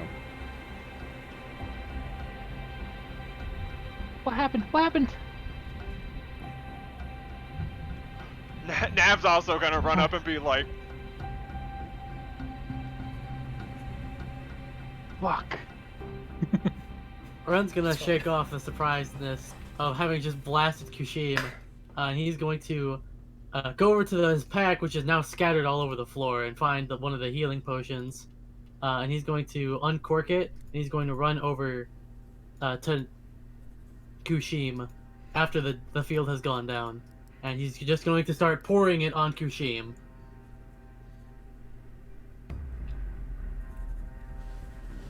Hang on. I actually need to see if that works. yep. Because it may have Yeah. permanently disabled the magic of the potion.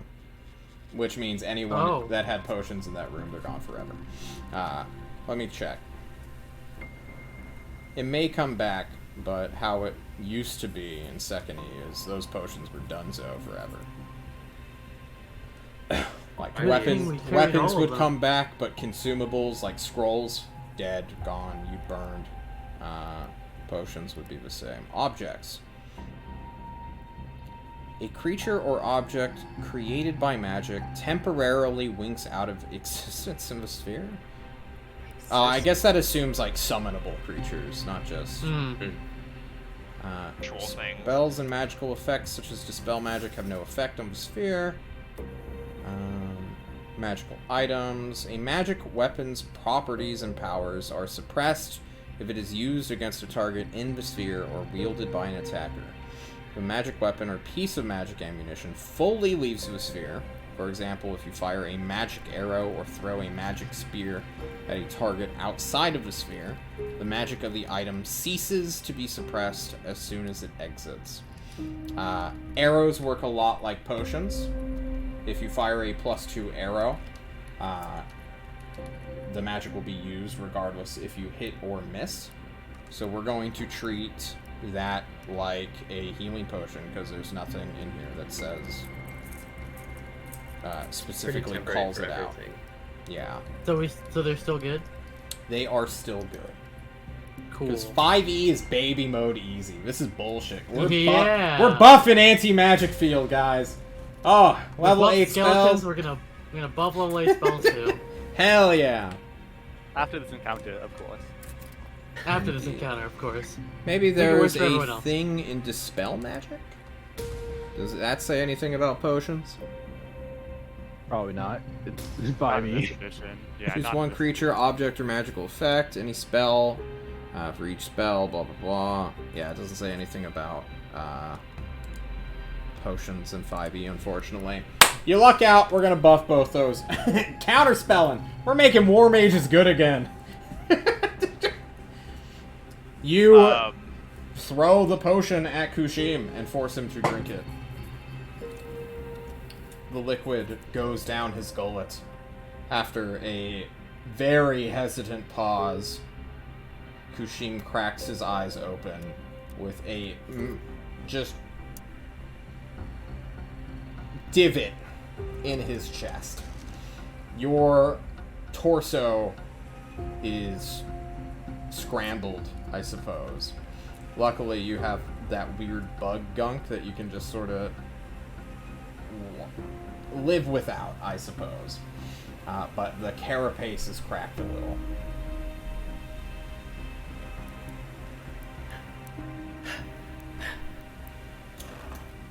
Is Nav okay? And you're He's gonna, still standing. as you say that, Nav is gonna run over, and if you're like fucking, oh my god, where is he? I'm gonna like grab your hand, and I'm gonna give you a boop of life. So you get ASMR! Oh, it's Thank you. Glad you're okay, friend. Nav, you hold his hand and channel what little healing energies you're capable into his body. Kushim, the ultimate friend, who put it all on the line quite severely.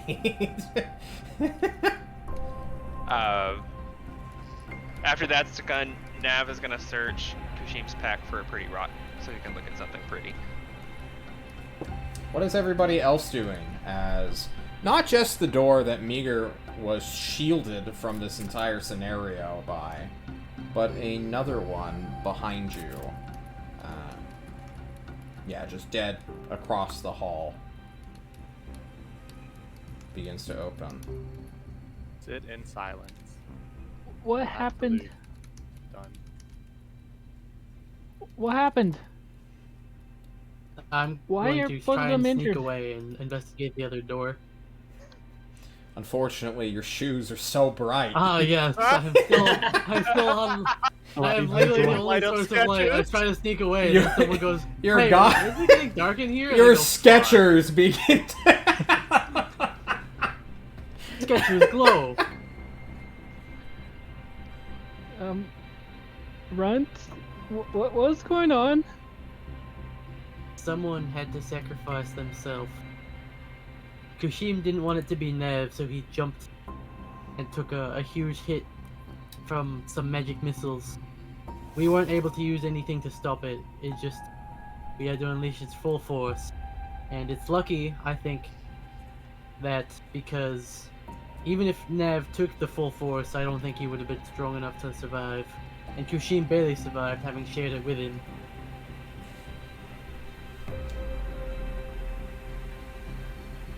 Do I believe that entirely? Because I No, will why don't never you roll an make you insight roll an check? insight check against another player. Go ahead and Uh, make an insight check. No. Don't. Okay. I don't want Runt to tell you if he is being truthful or not, because that defeats the purpose of you doubting your teammate. Good DM. Meager, the facts of the matter are you did not see what happened. Kushim is on the ground nearly dead from clearly some sort of spell effect. There was a field of anti-magic that you could identify or be warned of or even played with and tested. Well, that's a fact. But after that door closed on you, suddenly locking you out, there's no true way of knowing what occurred here. Runt could be lying. He could be telling the truth. Yugu will undoubtedly have his own interpretation as the only, true bystander of this scenario. Kushim, I don't know what Kushim, if you can even tell what Kushim is thinking of right now. And Nav can't even speak. yeah, Meager's just looking at all the parties who are in silence, or maybe breathing heavily if they're injured. And just have the moment of why is no one talking?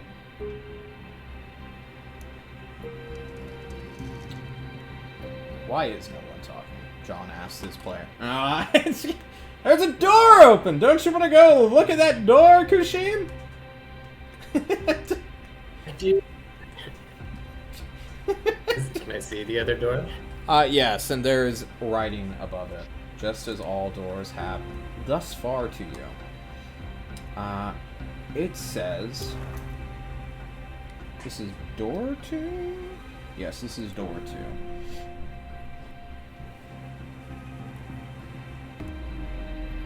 It seems you can be trusted. However, if you know me, there's only one way to show that you trust me.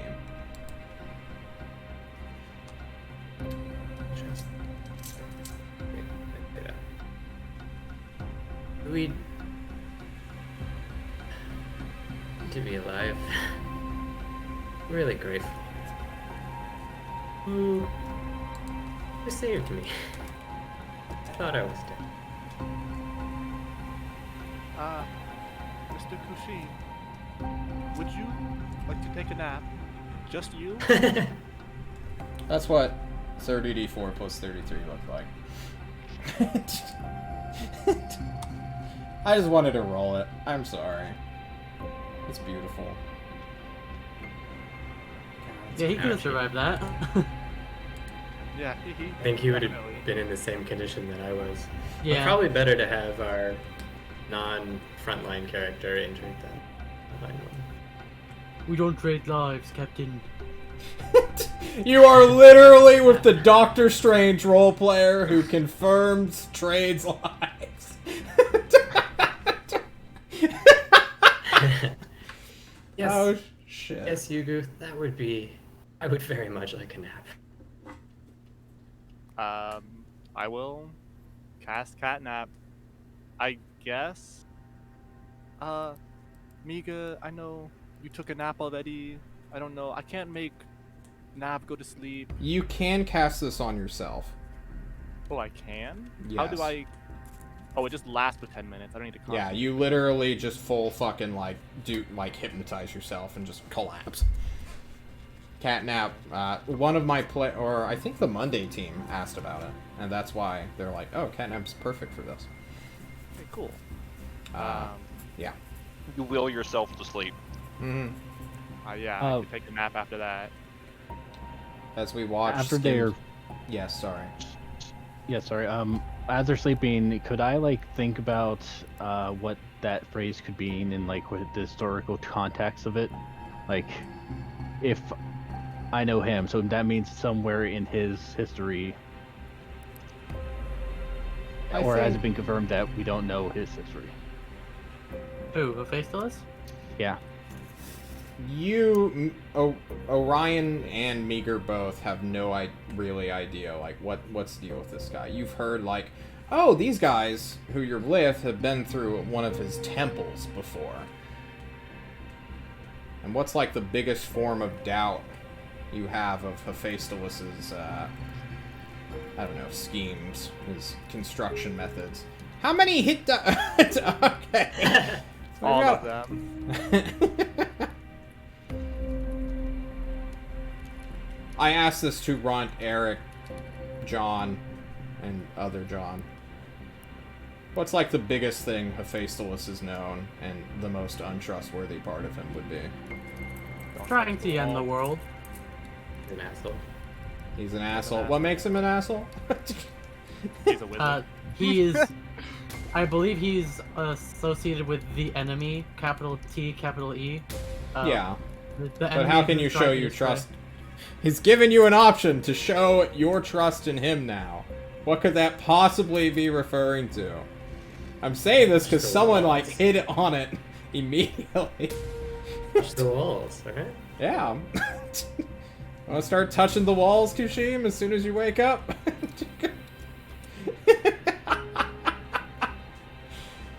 I'll do it. I've already seen Nav bang his head against the wall once, and nothing happened then. So I'll touch the wall in the hallway. In the hallway? Or in the room? I'll touch it in the room. Fuck it. Let's go full what? Let's go There full are throttle. 4 walls of a trapezoid. There's the wall with the 2 doors. Or, not the wall with the 2 doors. The 2 doors. 2 walls with the 1 door. Fuck! I know a trapezoid. I know what you mean. You Okay. good, John? I'm not. I'm fucking stumbling now. John wasn't. John was really prepared for the wand puzzle, not the wall puzzle. Okay. Which walls do you touch? There are 4 of them. The one furthest away from everyone. All right. There are 4 walls. Give me one that isn't positional based, because you're all in this fucking room scattered. Okay, I'm gonna draw a trapezoid real quick for you. Okay. So I can show you. Maybe I should do that. Why don't I do that? Yeah, draw a trapezoid for me, and I'll draw an arrow where I want to touch Okay. the wall. There you go. Trapezoid is dealt. Okay. The doors are like this. And Okay, the altar which- is where Nav and Meager are. Okay, and which door did we come from? The north one. Okay, Universal then up. I'm gonna touch that wall. You touch that wall. You rub your hand all around it and find nothing. Kushim, you're almost at full HP. Nice. Still hit dice. Yeah, that does seem. You know, I'll take some of those back. I feel like. I don't know.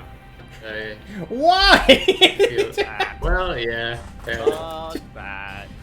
Alright, fair. Yeah, good point. Good point. Does anybody else touch any walls? Or are you guys ready to move on? Oh. Blunt, what are you doing?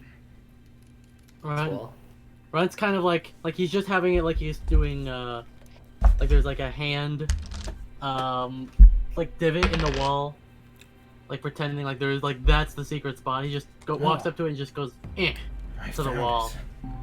And he Kushim, waits your for something hand to goes through this wall. This wall is illusory. Or at least part of it is. I assume you don't just immediately go full body into it. okay. Is that a false Depends. assumption? You can always correct me if you Well- just want to fucking ram into it. It's like, fuck it, there's nothing Yeah. here. Ah! I almost died. Who Might gives have a to shit? rethink. Yeah, I might have to rethink how reckless Kushim is. Friends, there is nothing here. what do you mean? I mean, I push my hand in and out of this wall. Oh, you mean like a lack of something? Gotcha. I was about to say, we just went through an ordeal. I'm pretty sure there's something here. I guess we'll have to go through that then, huh? Do we have to? Yes. Is there one on the other side? No. Okay. I'll check. Alright, Kushim sprints across the room where Meager's close to. Stop him. Nav will do what? The Nap's gonna try and stop him. You try to stop Kushim from running out the other wall? Yes. Okay. Kushim, do you get stopped? Yeah. What's wrong, friend? Oh, he's right, just you gonna- cannot speak. He's gonna nod. He's gonna put his hand on his shoulder and just like We can't see you. calm down. I know. That's why I'm just saying it, John. Calm down or wait a second moment. And Nav's gonna do it. Ooh. Because he doesn't want Kushim to risk death again. Nav, you stick your hand through another illusory wall. You fumble around a little bit. It's not in the exact same position. This is just symmetrical positioning, but you eventually find one. Poke my head through. You poke your head through, and there, in that room, you find a small pedestal, maybe, 6 inches wide, with a key. Kind of just hovering. With a there. what? A key. A key to a door, very similar to the one that The one unlocked before. the fight room. This room is cubic in nature.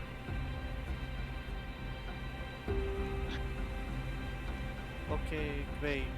The walls are fake. Okay, now what? You gonna go through them all? I'm gonna go through the other one. Yeah. You see an undulating mass before you. A force that seems to shift in shape and glow. Just like you the other one? do not recognize what it's trying to form into. Just out of thing. You don't have magical eyesight, so you can't tell if there's magical lettering. Okay, I'll take a step back into the room.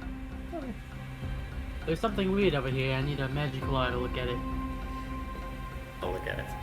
Kushim, you walk into this room, go through the illusion, duck under the archway with your big old bug horn, which is kind of partially just cracked and chunked off. And it reads, "A gift for thieves." For thieves. Sounds like my kind of gift. Kushim, do you want Runt to roll the dice, or do you want to roll the dice? Gift for thieves. That's right. All right, Runt, roll me a 1d3 as your greed, of course, takes over. You greedy little hobbit. A 3! Not a melee, not a ranged, but a tool begins to solidify. I need to look at my tool table. You get a pair of golden thieves tools. Potentially. Nap's also gonna grab Right that up key, sketches. unless it's gonna do something. No, it doesn't. You can grab it. Okay, I didn't figure.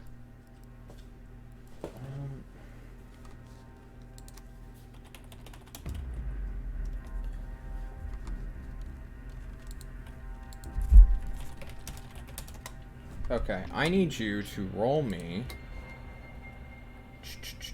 Where's my tables? There we are. A 1d20. 5. This is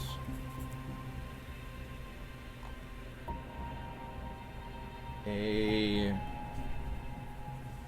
Well, you got one of the permanent items. It's a wondrous item. So this would be a accessory, such as a cloak, you know, bracers. Ooh, very good.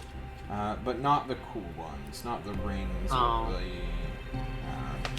easily hideable ones that would be super neat to have. Unfortunately, our hobbit does not get the invisibility rank. Oh, no cloak of displacement? Sag. No, nothing like that.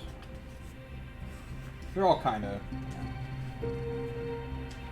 Cloak of useful items. The cloak of many daggers. Are you giving us another fucked up star cloak? No, I'm not giving you that one. That one was fucking stupid. A little bit. It's because I thought you guys would never want to learn spells. I want to learn spells, except I can't cast them. True. I'm not I wouldn't paying learn spells. expertise. There we go. Alright. I think I need you to roll me a 1d something? Fuck, hang on. God, I really need to sort my item tables. I'm like, ooh, this is a cool table. I want to try to utilize that for like random item generation. And then I'm like, oh shit, I never fucking thought to actually. Oh shit, I fucked up. Yeah, I was at a wedding. There we go. Okay, it's always excuses with you, John. I know, right? Imagine being at a wedding. Couldn't be me. Social Okay. obligations. Roll me... Fuck, a 1d100. 84. 84. High is good.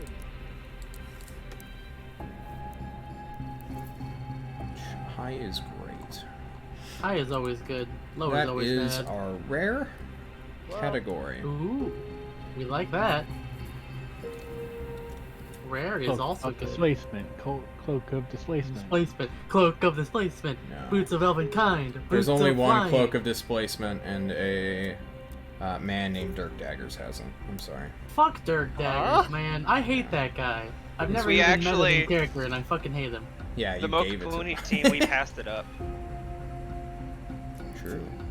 All my homies hate Dirk Daggers. All my homies! All my homies hate Dirk Daggers. Me and my 3 hobbit friends. All the people who hate dirt daddles, please stand up. Please stand up. Will the real Dirk Daggers please This- stand up so we may shoot him? Ooh, okay. Ooh, the DM even said ooh. This is a skeleton key.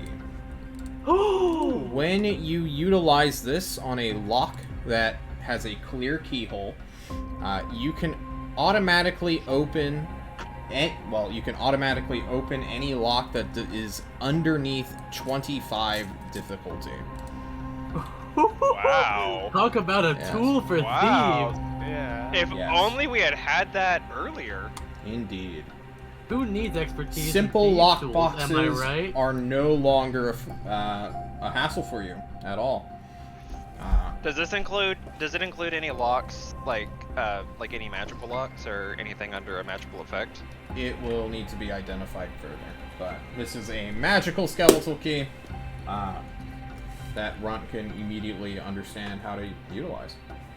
Be like, oh, I've got a practice lock in my bag. Just start fucking Yeah, so with it everything. unlocks what type of locks? Any difficulty check underneath 25. You'll identify it later and see if Okay. it has magical properties or not beyond that. Cool. Just want to have it on my sheet. Perfect. That's badass.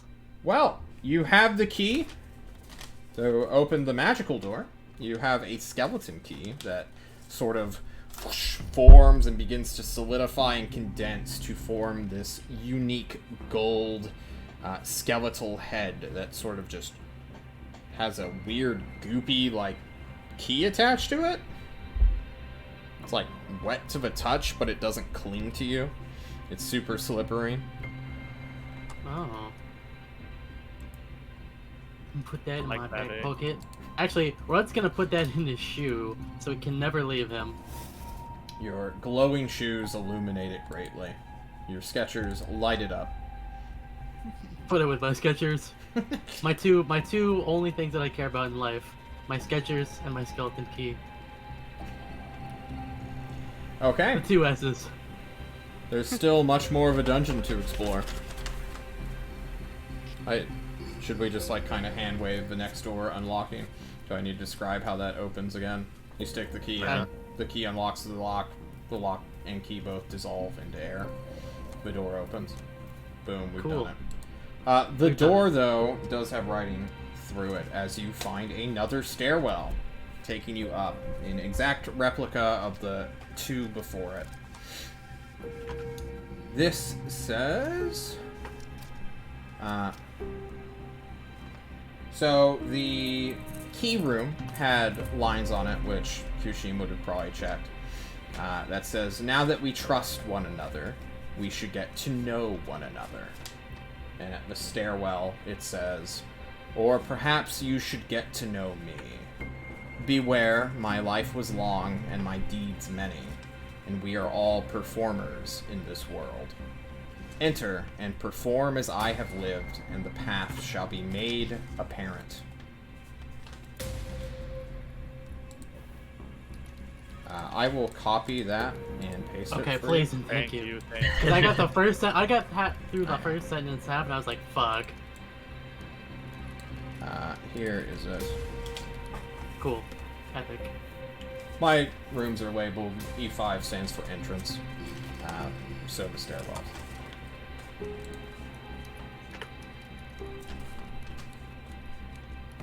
Cool. Formers. Yeah. Do we Do you head guys? onwards? Yeah. Tell me. Yeah. Okay.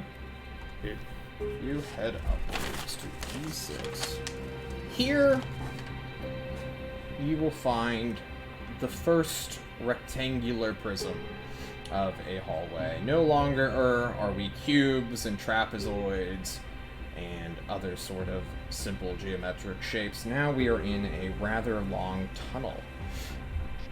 And as you guys step in, spotlights illuminate 6 pedestals as well as 6 stands that have masks upon them.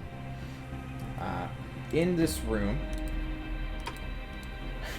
can't show you that room name, a banner actually written is made apparent. So if you were, say, Meager the Mage, not constantly casting Comprehend Languages on himself, but you would be able to recognize this ancient font, cast Comprehend Languages, and potentially get through this puzzle.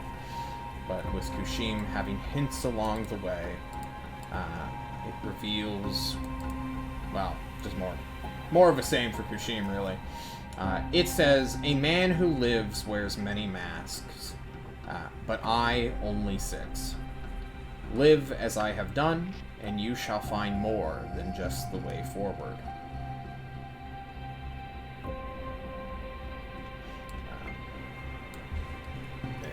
What was that last sentence? Sorry. There you go.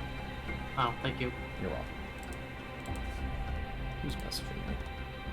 What type of mask? Tamer, fuck off, man. Quit messaging me. You're watching the stream. Wait until after. What the fuck? Yeah, what are these masks? What do they look like? Yes. Let me describe the pedestals first, because that's kind of what I have written down first. I don't know why I'm trying to make this more important than the mask. These pillars, these platforms, are Corinthian in nature. They're circular, they have a little stepping stone that you can clamber up to, and they have a clear front that sort of points in different directions, mostly the same direction. John has to go to his doodles to make sure he has all of the things he wants to say. Yes, there we go. This chamber runs universal up to universal down, if anybody wants to actually start drawing this out as I describe it, because I still need to get better at describing things. I guess you can just doodle on this map wherever you want, as I do with my circles. This prism is rather large. It is 100 feet long, 20 feet wide, and 20 feet tall. These platforms are separated by even intervals. So there are 6 of them. 6 divided by 100, it's like 15 feet each, if you give some space for the walls or the entrance, and likely the exits as well. The first platform you come across is, well, they're all sort of rowed up evenly, but the one is front-facing all of the others.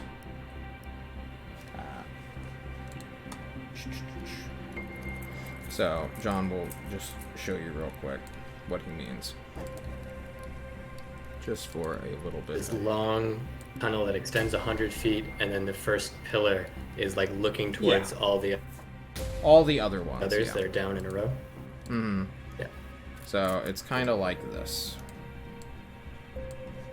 4, 5, 6. I will zoom out so that the people can see. So that one is facing that one. Shit. There we go. No. I don't need to know about There's it. some itty bitty steps there. Yes. Steps leading up to it. There we go. Now I know.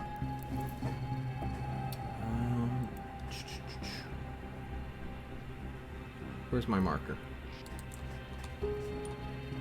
Yeah, there are little bitty steps that lead up to each one of these. So the arrows, the front facing. Oh my god, this doesn't look good. The dark water on. Here, let's do teal.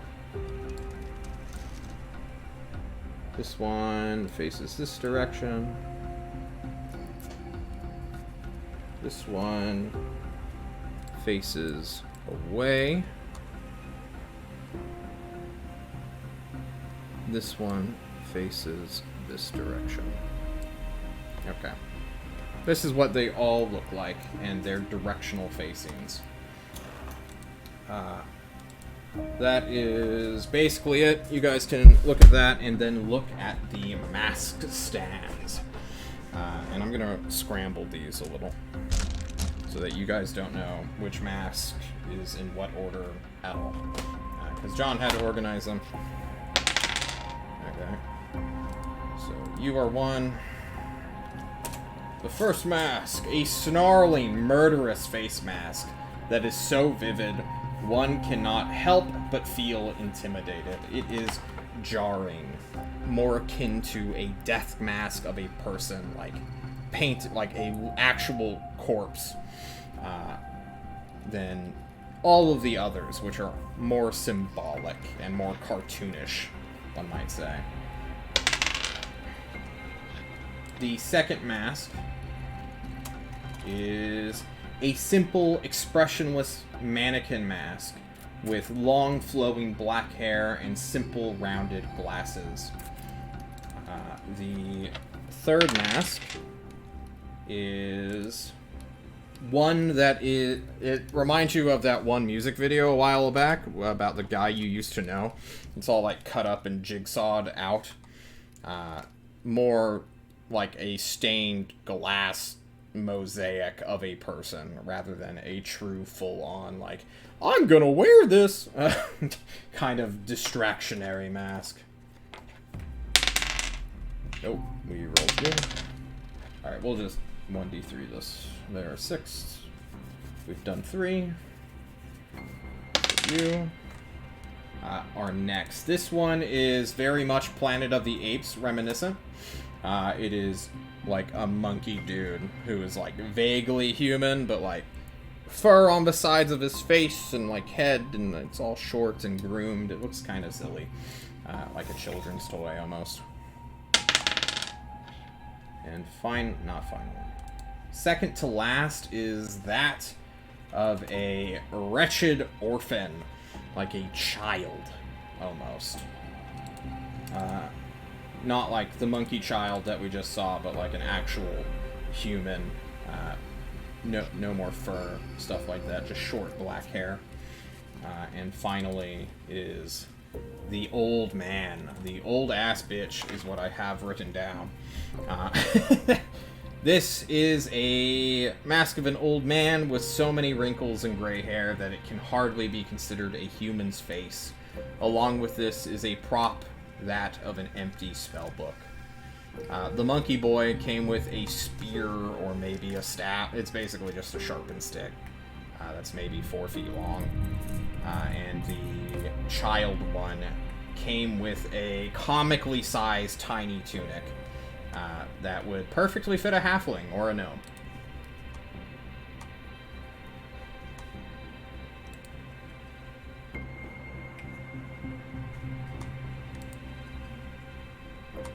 So there are these pillars. There are these masks. So the pillars are sort of all like down this hall 6 ways, and then the masks are where again? Sorry, the side or to. I have assumed everyone is still standing in the front entrance. If you wish to inspect more of these masks, I can give you a little bit more detail. There may be something on them, but for now I assume everyone's being kind of hesitant and would like people to describe their actions. Sorry, so the masks are like they are on these wooden pillars? They are on wooden stands separated from the pillars entirely. They're closer to the entrance, lined against a wall. Spotlights are coming down to illuminate them. The rest of the room is dark, except for the pillars, which are illuminated by similar spotlights. The rest of this place is dark.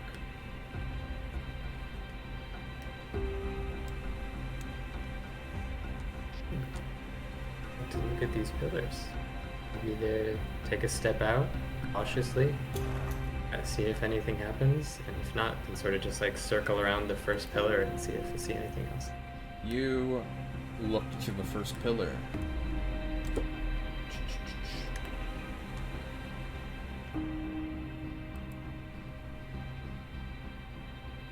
John checks to make sure where extra information is written down.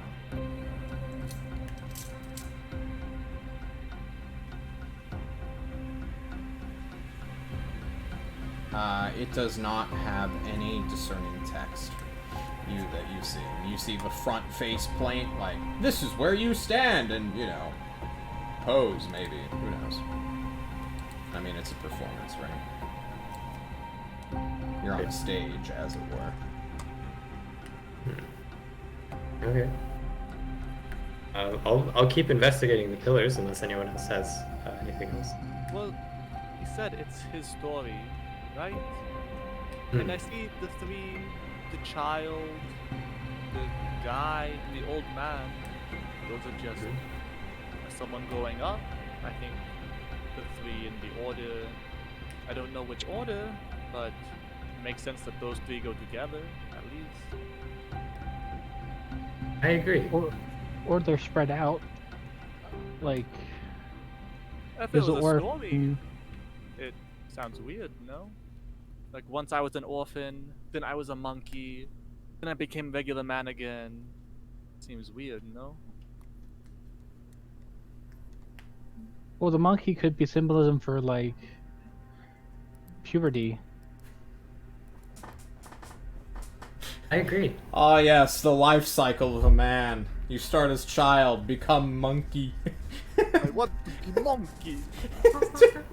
Back to monkey. Uh-oh, Monkey. it's stinky. Memes. At the moment, no one has touched or donned one of the masks or carried one of their props. You're all just I'm gonna looking look at Kushin. I'm gonna look at the, go inside and look at the masks themselves, like the insides. Do they look like they have something? Or could I like see this inside of the mask without touching them? Without touching them? No. It's dark. Like, well, the light is cast upon them, creating a shadow beyond what's inside. Dark vision. It doesn't matter. The lighting will fuck with that. You don't get both normal vision and dark vision at the same time. Can I? Not like It's not how it works. So- No. Can I go up to the orphan mask Yeah. and pick it up? Yeah, totally. I'm gonna do that. You pick it up, and as you pick it up, you reveal that the stand that it was resting on has more lettering in an ancient tongue that you do not speak. I will motion Kashim over and say, I found secrets. Move. On the seemingly unpetrifiable wood that this mask was resting neatly on, there is an etching. Someone has carved into it or purposefully written into it. And this is the orphan mask. Yep. So the fifth one... Yeah, the fifth one revealed. A wretched orphan mask, that of a child, comes with an equally tiny tunic, perfect for a halfling. It says, in quotations, I was the slave. I was the desperate. An urchin of no city, but in haste I scurried. It was the teachings that I took faith in, blinded to the future. Can I get that real quick? Yeah, fuck you. well, we have the first mask. Orphan. There we go. Thank you. And it is actually in quotations like that? Yes, it is. Well, I mean, yeah, it would be. This is a performance hall. It's totally written in those quotations. Can I put the mask on? Yeah, totally. It's a tight fit. All of you are kind of disturbed as Runt becomes this, like, you know, goofy, cartoonish child stuck in a stretched out, rubbery face. And if nothing happens, I'm gonna take it back off. I just kind of look at it face to face and go, You put huh, me too. at the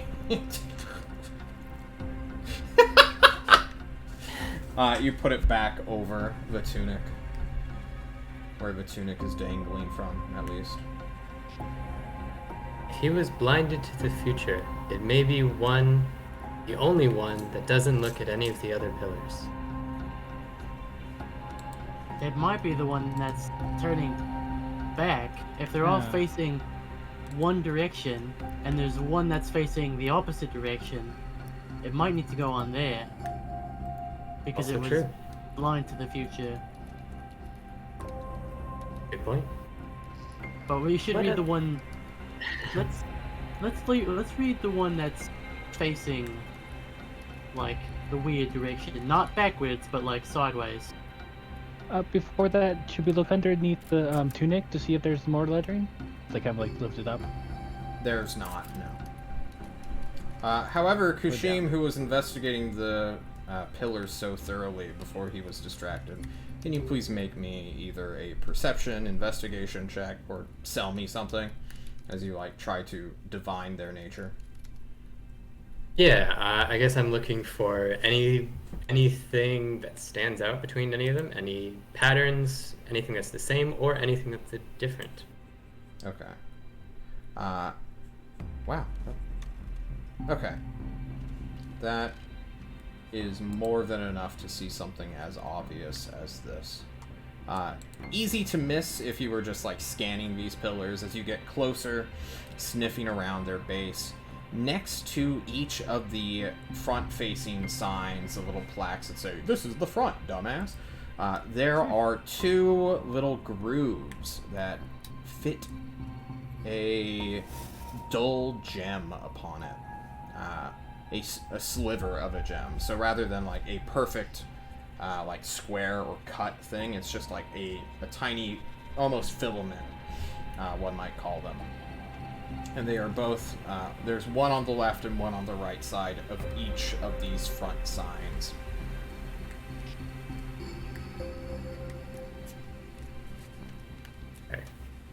Okay. So there's a tiny filament that is attached to each of these signs? A crystalline filament or flank each side of the sign.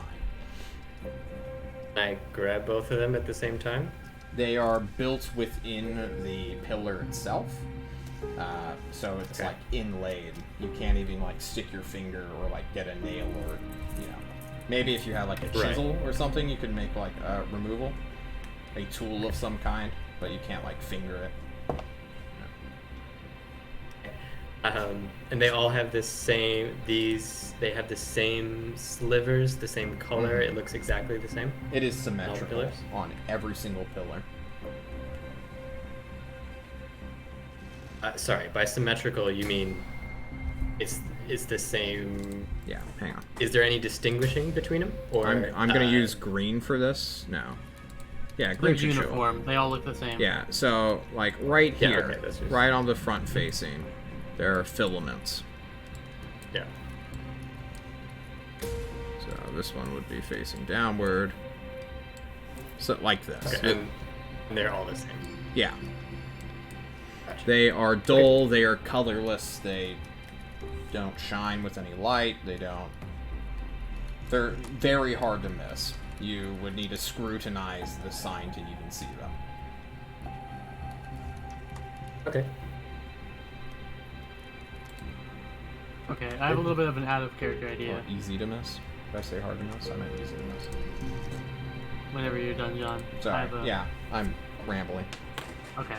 So, we haven't checked it yet, but I have a working theory that the orphan might actually be the sideways one, because if that one was blind to the future, the old man might be looking back on his past, and we know that there's one looking back towards the other one, so I think we should check the one with the old man mask and see what that has to say. Sure. Might as Well, well. that's Let the bitch. old man ask for Kashin to look at. You go to the old man mask. You lift it up. It's rubbery, it's gross. It has the prop spell book dangling from a leather cord on the, or underneath the mask, where it like hooks around the stand itself. This one is the 6th one you discovered, so it's at the very far end.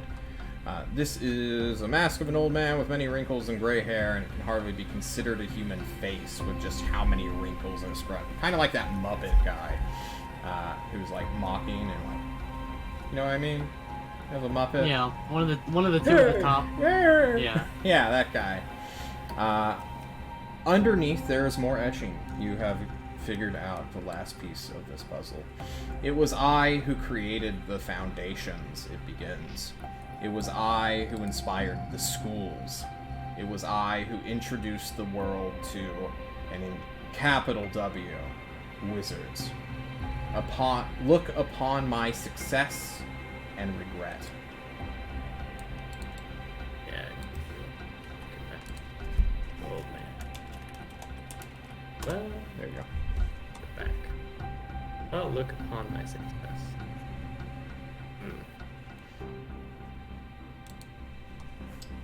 Nav's just beating off over there. Just hanging out.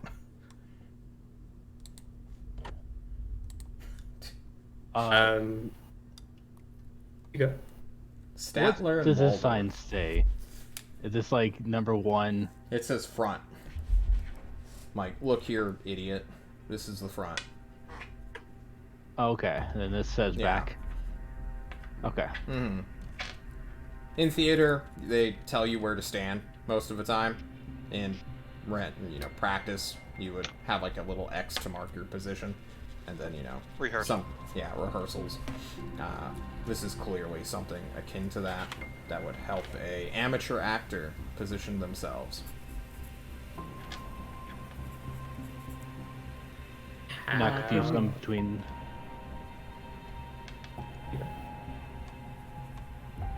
You got it.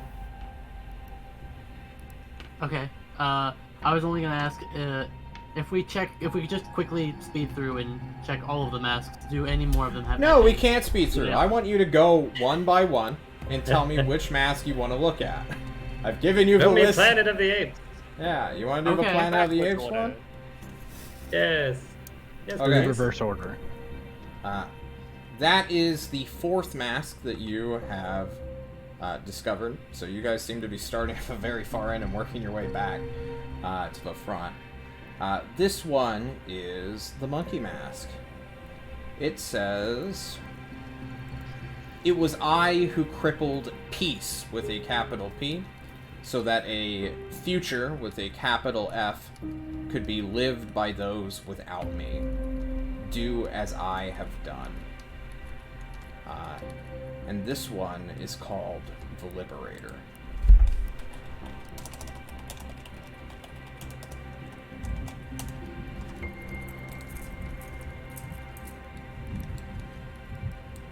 John will copy and paste.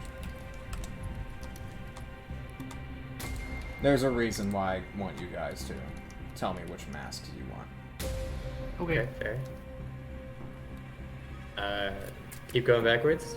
Mosaic person. So the mosaic person is, yes, okay. The person that you used to know.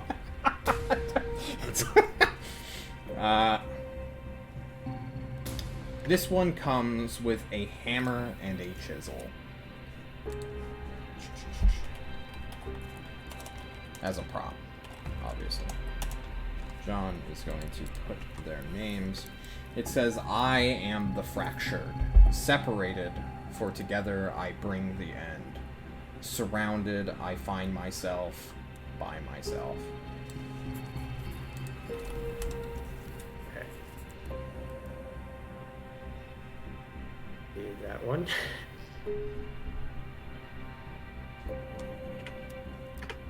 Seems to be the odd one out.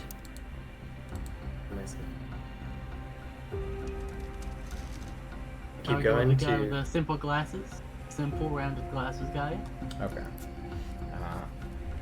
A simple expressionless face, expressionless mannequin of a mask. Doesn't even really have eye holes for anybody to see out of. Someone would be more comfortable blind in this one. It says, I was the peacemaker. I was the husband. Look upon the past and sneer at what my failings were. Look upon my future and scoff in disbelief.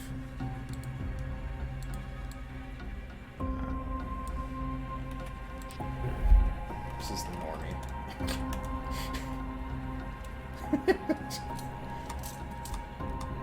Actually called no. Yeah, it was called the normie. And- this. I'm sorry, I didn't mean to interrupt. I know, you go. No, I refuse. You go. I was just gonna say maybe this is this one, but who knows? Okay. I think this is the 5th mask in totality. So is there only That one was the left to 5th reveal? mask. There's only one, yeah. The last one is the Eager. snarling one. The snarling, murderous face mask. That is so vivid, one cannot help but feel intimidated. This is more akin to a death mask, so it looks like a person has carved a living human's face and made a plaster of it for someone to wear. Kind of morbid, really. As you pull this one off, there is no prop. This is the only one without one, I believe. Yes, this is the only one without a prop. It says below, I was the villain. I was the one who made war upon all. I conjured the enemy and demanded death submit to me. Look upon the future and despair.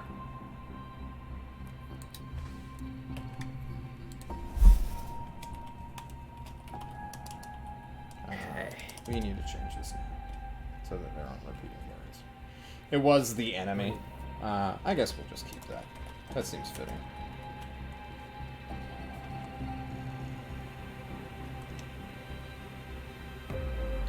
Or we could call it the tyrant. Haha! That is all 6 masks with all 5 props.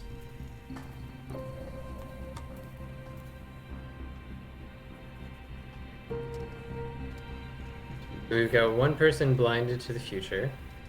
We've got one person looking upon my success and regret. That seems like maybe like a backward, but maybe it's a future.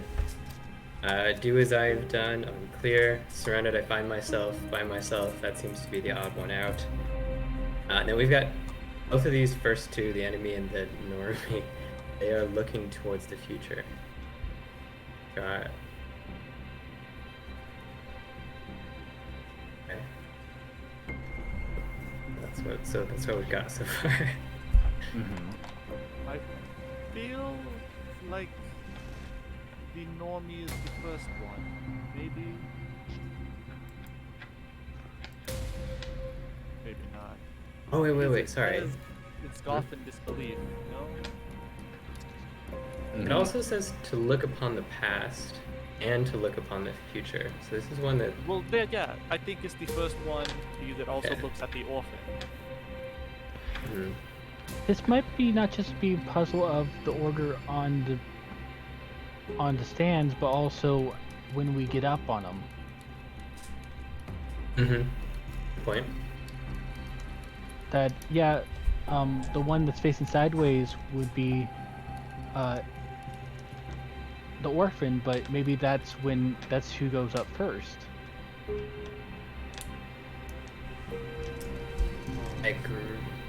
I don't think the sideways one is the orphan. I think that's the fractured one. There's only one way to find out. Right? Can I take the John says, fractured looking at mask? the timer.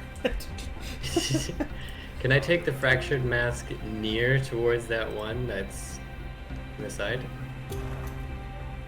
Can you ping it?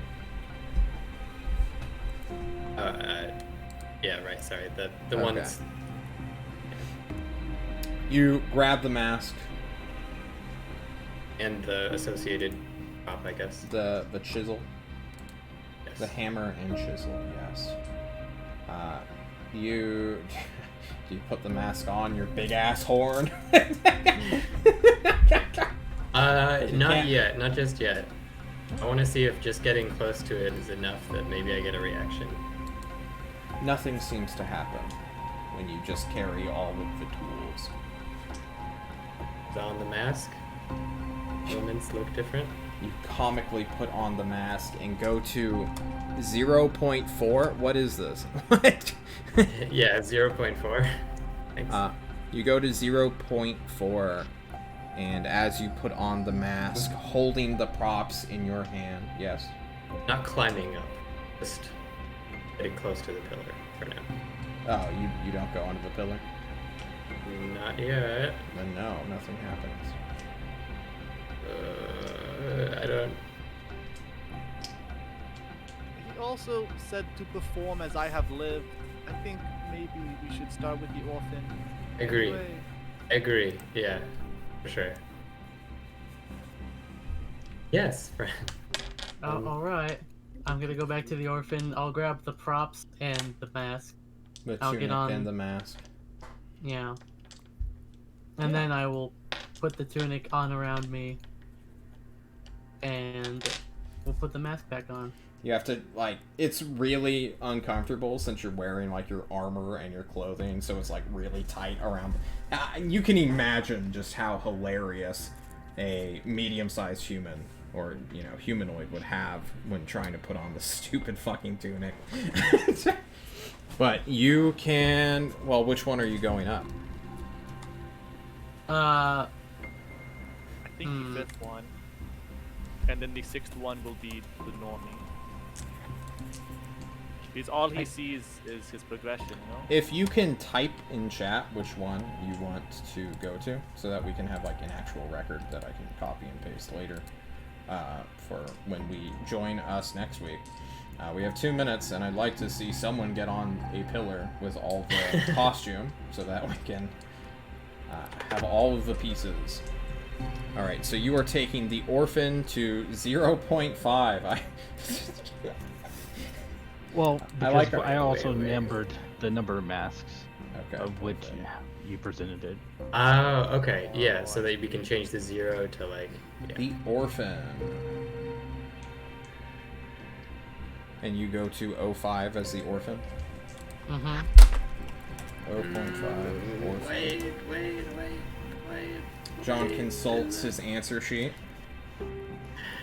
I mean, you said you were gonna go to point 4, which is the one I originally wanted to go to, so... As you clamber up the stairs, which direction do you face?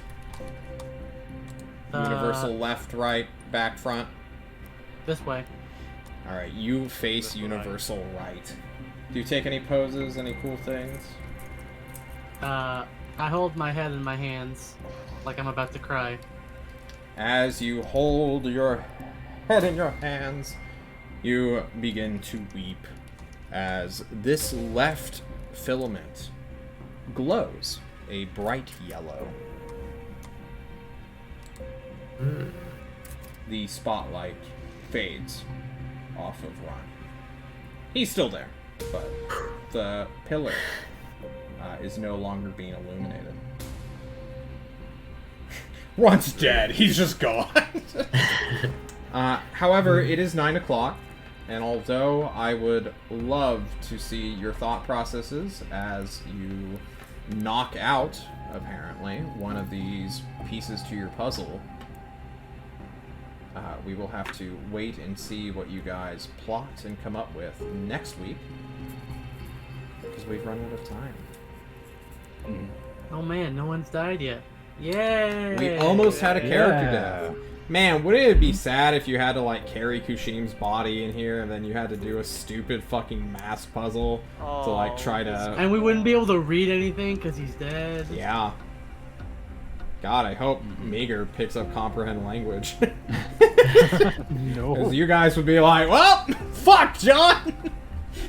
We start putting shit on, jumping on the pedestal. Guys, thank you all so much for joining me. I'm glad that I figured out what the fucking problem was with my cameras. Because OBS changed how they do things. I figured out a workaround. We will see the political team apparently try to rob the raid team this Saturday because they are greedy and poor. And like any thief, you attack the people that you know the closest who will retaliate with the most force possible. Just like any good thief. So! You can't tell from us, Team we have an haven't gone airship? to the future yet. True. Fucking true, Orion. Have a wonderful night. As always, don't die. And we'll see you guys Saturday. Bye-bye.